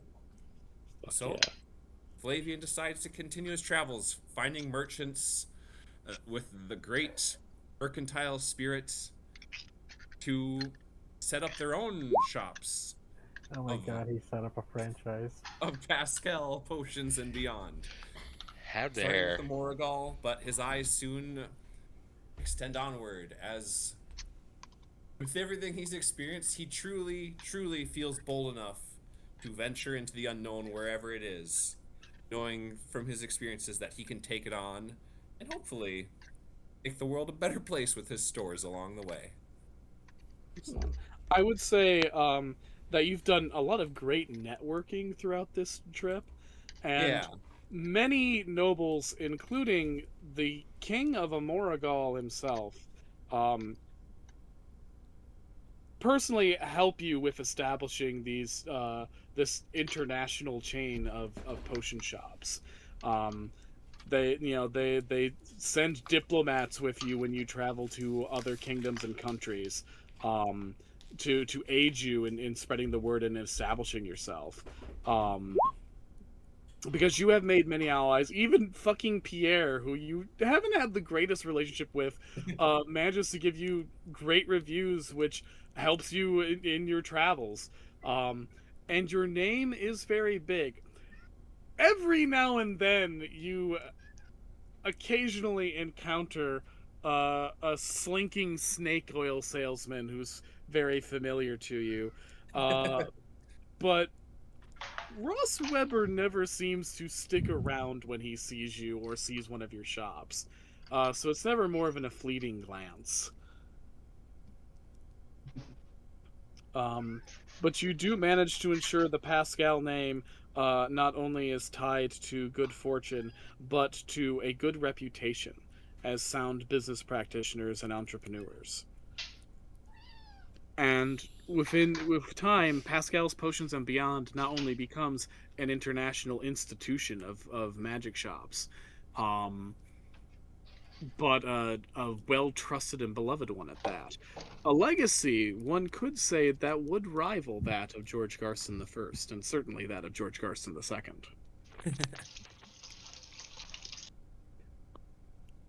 Speaking of, George Garston II's humiliating defeat here in Amorigal, the utter shit show he's made of this war, is recognized fairly quickly, even in his home country of home kingdom of Angelsex.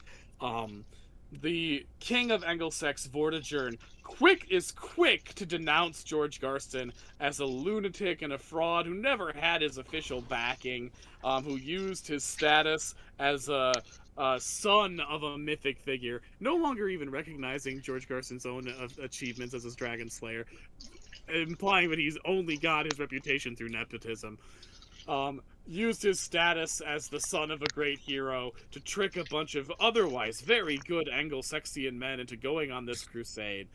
And this false goblin war was not officially sanctioned by Angelsex, certainly not by King Vortigern, and they take no responsibility for it.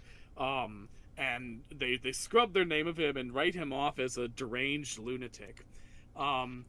His great deeds beforehand, all of his dragon slaying exploits, of which there were many, end up being folded into the history of George Garston I, to the point where future historians are like, wait a minute, did some of these great deeds occur after George died? Someone fucked up writing the dates here, surely. And George Garston II's name over a few generations becomes mud until he is lost to history and forgotten, with what little deeds of his are remembered being attributed to his father. There is, in fact, Love no to see it discrepancy. George Garston I died, and then he got back up and kept doing it. He got better. The Fourth Goblin War is considered humiliating and just utter shit show of an event. Amorigal, of course, remembers it with intense hatred because of the amount of strife and death it wrought on this kingdom. Angelsex regards it as an embarrassment, and Sir Brunor Gresley, the man from the neighboring Bretonch kingdom of Herefordshire, when trying to honor its name and trying to treat it as an actual war, is shot down by his peers, and over the years becomes increasingly known as kind of an insane wacko with a weird racial prejudice against goblins. And while he maintains a high position, he quickly loses popularity in his own kingdom and becomes sort of ostracized amongst the nobility. Good. To the point that he starts getting mercenaries to try and join him, try to help him out as he tries to figure out his own way to restart the Goblin Wars and the war for human supremacy, but struggles to gain much traction. As far as the rest of Midgheim is concerned, this is the last Goblin War. The previous three perhaps were justified. The fourth was stupid, and they were not going to repeat that mistake. That is the ultimate legacy of the Goblin Slayer army. They went out to try and exterminate all goblin kind and also loot a bunch of poor people. And as an end result, they killed the concept of Goblin Wars themselves by just really fucking it up, or rather, getting really fucked up by you 6 assholes. Imagine being so bad at racism, you destroy racism forever. But he just looks at it and goes, wow, that was fucking dumb. We're not gonna do that shit again. What an absolute clusterfuck they did. I like to imagine that while Garst in the second is in hell, he's just getting a broadcast of this shit. No. It severely hampers King Vortigern's attempts at expansion of Angelsex's dominion. Of course, King Vortigern, before the Goblin War went sideways, was all for it, especially if it weakened Amoragol and other Frankish kingdoms enough that they could possibly be overtaken. There's a reason the Goblin Slayers were working on a coup and just a whole bunch of political instability here. Instead, those plots were thwarted, and it would take him decades before he would try again to do a big push, this time going in the opposite direction and affecting Galfrenius, which of course will end very poorly for him, especially when he takes little prophecy with a young wizard boy, but that's for a while yet.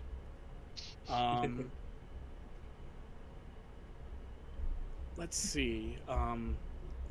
I won't go too much into the future of the many little girls that we saved, in part because I go into their futures several other places. Martha and Margot's stories are not done, they are only just beginning. Just because you brought one of them up, there was something I meant to have Deck do in her thing where the very first thing she soul stole, I think, was the duck helmet that is like her iconic look. She would have given that to who is the one that we deployed like a tactical nuke? That was Martha. Yeah, she would have given that to her. She's like, here you go, every good goblin-sized helmet fits a good girl your age pretty well. That kind of thing. I love that, and I'll have to remember that for her character design when I do Mod and Morty Book 2. Alright. Let's see, other loose ends I want to tie up. I've got one I want to say for the very end. I don't know, is there anything else we need to cover that you think? Easy. Did you? Yeah, what's her read? Yeah, which Sir Reeds? Oh, I can actually tell you a little bit about what will happen to Sir Reed, and DZ can fill in some blanks if you'd like. Sir Reed reconnects with Lady Hot Dessert, Bread Bettel, eventually becomes officially christened as Sir Bertolac Reed. The plant matter that begin to take root in his dirt, his mud and clay body, grows more and more thick until eventually he looks less like a mud man and more like a man made of living plants, and a very large one at that. Essentially a humanoid chia pet. Lady Hot Dessert Bread Battle, being a protege of Igraine Le Fay and sorry, not Igraine Le Fay, of Marion. Older Marion Le Fay, thank you. Of Marion Le Fay. When Marion Le Fay talks about moving out of Amoragol, just to leave this kingdom behind, and she's spent her time helping out the royalty and got put in the dungeon for it, so she would like to just go someplace where she can spend her last days quietly, and decides to go to Galfridius, because as far as Anglo-Saxon kingdoms go, it's pretty chill, and it's far away from Francain, so it's unlikely that anyone from Francain will try to drag her back to be an advisor again. Hot Dessert decides to go with her to Galfridius, the farthest Bretonche kingdom, the one that shares a border with Selpict. And Hot Dessert asks you, Sir Reed, to go with her. Absolutely. A lady needs a knight. Then together you all go to Galfridius, and you find a faraway area where Marion can live as a hermit, as she pleases. You and Hot Dessert can help Igraine Le Fay socialize with the nearby town, and you also form a sort of temple. Lady Hot Dessert Bread Battle is not a believer of modern pantheons. Like a lot of witches and wizards, she is devoted to more druidic ideas of worshipping nature itself. And so you create a green temple, a temple to the wilderness, to flowers, to plants. A beautiful place, this sort of part architecture, part natural formation that you live in. And in time, people who do not know the meaning of the name Sir Bertilac Reed, or Sir Bertilac Bread Battle in this case, come to know Sir Reed only as the Green Knight.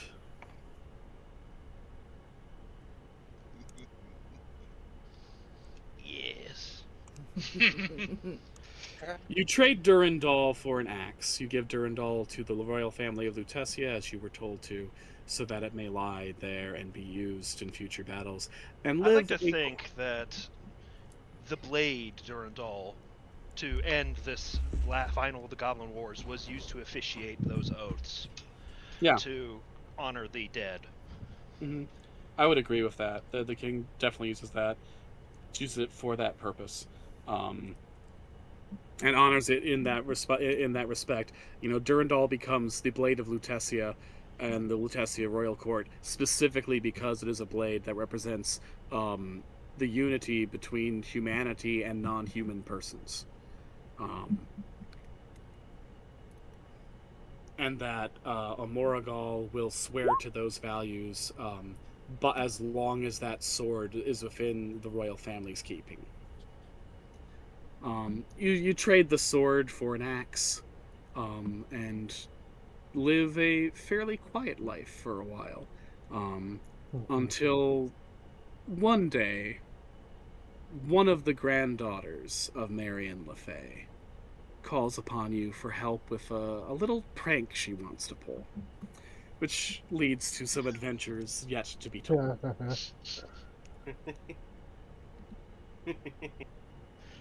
This is gonna be so happy. I like to think, too, that he kept very good relations with the people of Fairyland, and maybe even started inviting some who have otherwise been exiled. The Green Chapel, the temple that you and your wife build, becomes one of those liminal spaces between Fairyland. It helps that Igraine Le Fay herself is a witch in packs with several different fairies, so fairies visited already. her daughter and her grandchildren likewise became witches and pacts with fairies. And your own ties to various exiled boogeymen came into play, and eventually the Green Chapel becomes not only a liminal space between the mortal world and fairyland, but also specifically an officially sanctioned neutral ground between mortals, fairies of both courts, and fairies of no courts. A place that both the Seelie and Unseelie courts would protect. For its value as a neutral place. Good.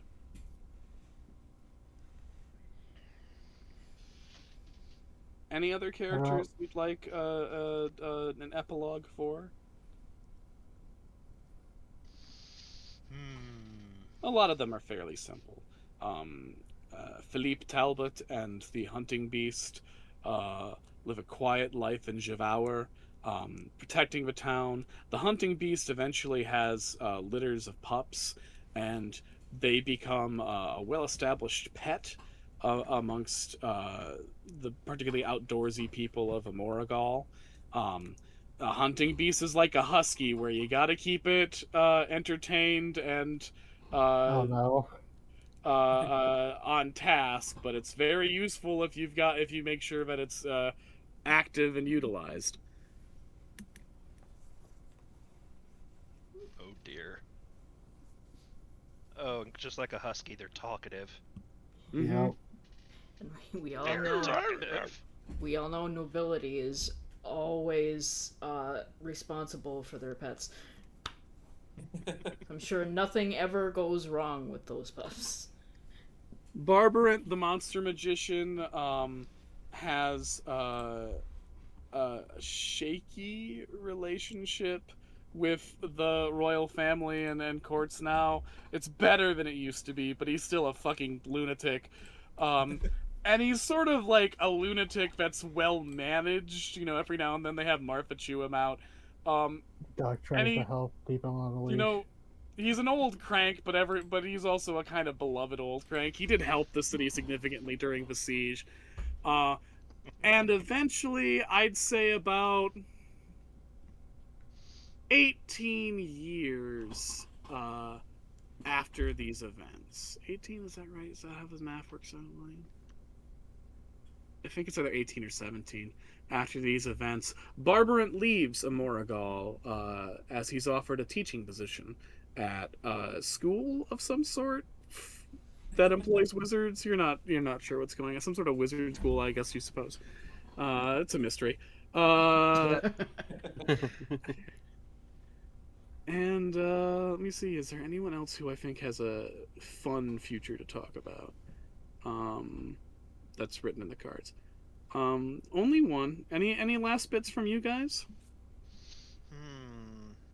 Can't really think of anything. Yeah, no. No, I can't think of anything either. Duck will eventually go back to Fairyland, in defiance of her exile, and, basically chew out her previous unseelie lord or lady, and,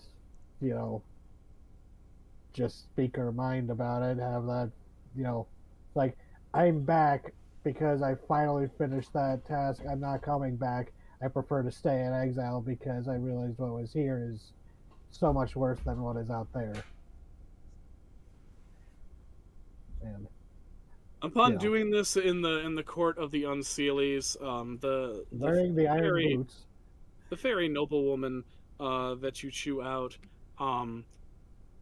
is then promptly scolded by her own higher up, her own superior, the Autumn Prince. Is it the same one who did the no with Bloody Bones? No, that one is long since dead, and it was a Summer Prince back then, I believe. I think that was this is Rawhead's first victim. Yeah, this Autumn Prince is one of the newer Autumn Princes. She chews out this underling of hers, and looks to you and says, clearly, the talent and value that you offered to us was not seen by those in direct charge of you and was wasted. For that, I apologize. You apologize for the wrong thing, and that's why I'm not coming back. I wouldn't expect you to. And The courts respectfully, are that I imperfect. Yes, it was the courts that created Rawhead Bloody Bones. And countless other atrocities, I assure you. The courts are imperfect. And you have every right to want to stay separate from them. As a person who is a part of it, I would like to keep communication with you, if I may. On the condition that those who wish to escape or leave this side can come peacefully to my court, where they will be welcome. There is a glint in her eye and a small, subtle smirk that is hard for most of the other Fae to notice, but you notice it very clearly. As she says, well, it seems we are of the same mind.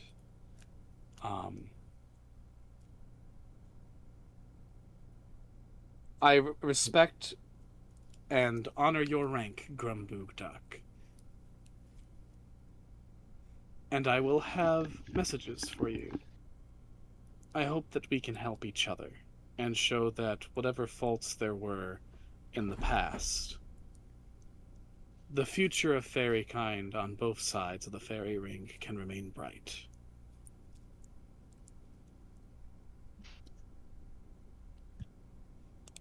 May we see more peace than war. And Duck will turn, hop up onto the Lydia Fright's shoulder and go, alright, honey, I did what I needed to go. Let's go home.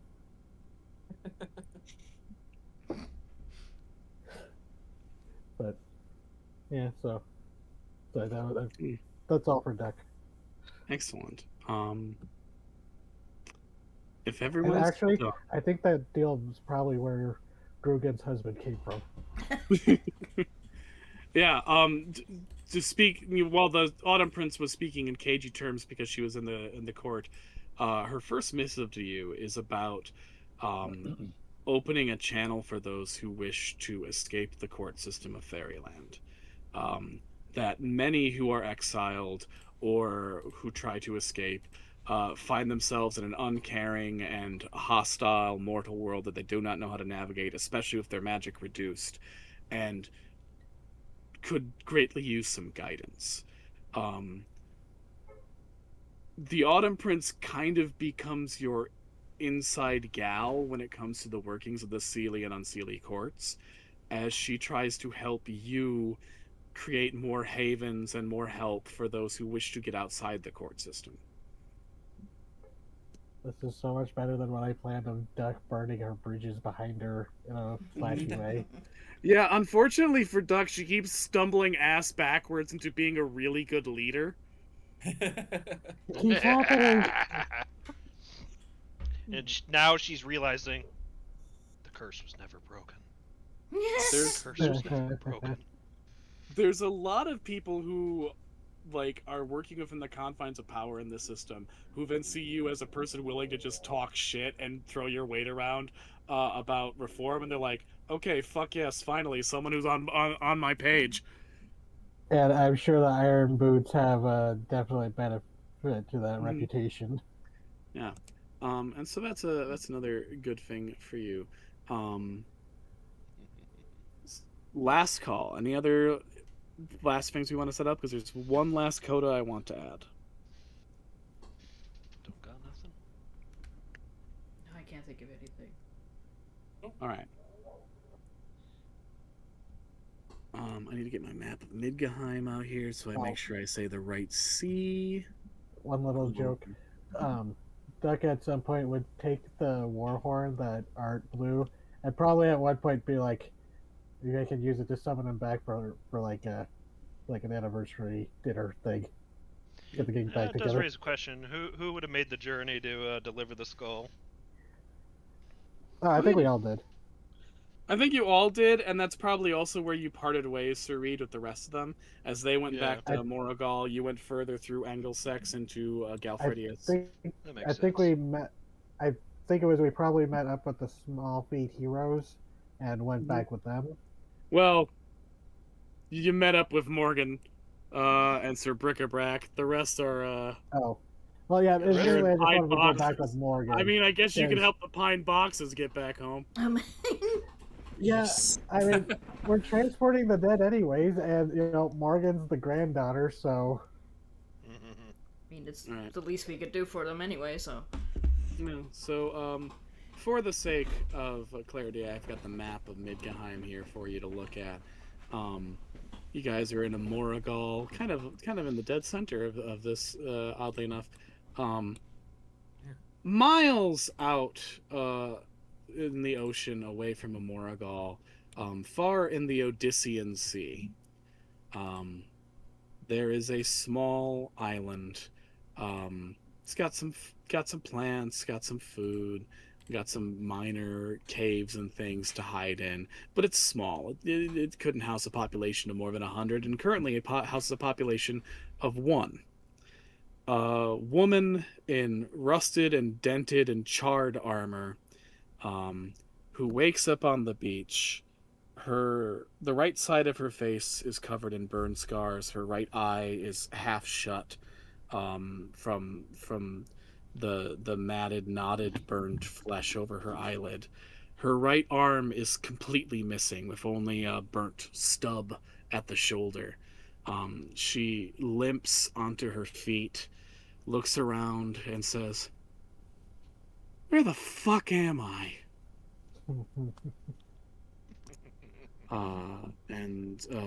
So is where we leave Johanna Dupree. Thus ends Currents of War. In maybe 2 months' time, maybe less, maybe a bit more, we will start a new campaign here on Monday nights in Midgahheim called the Crown Craven Crisis. But for now, thank you for tuning in, thank you for playing, thank you for helping me tell this very self-indulgent backstory for several of my characters. And I'll see you next time as things get really fucking weird. Good night!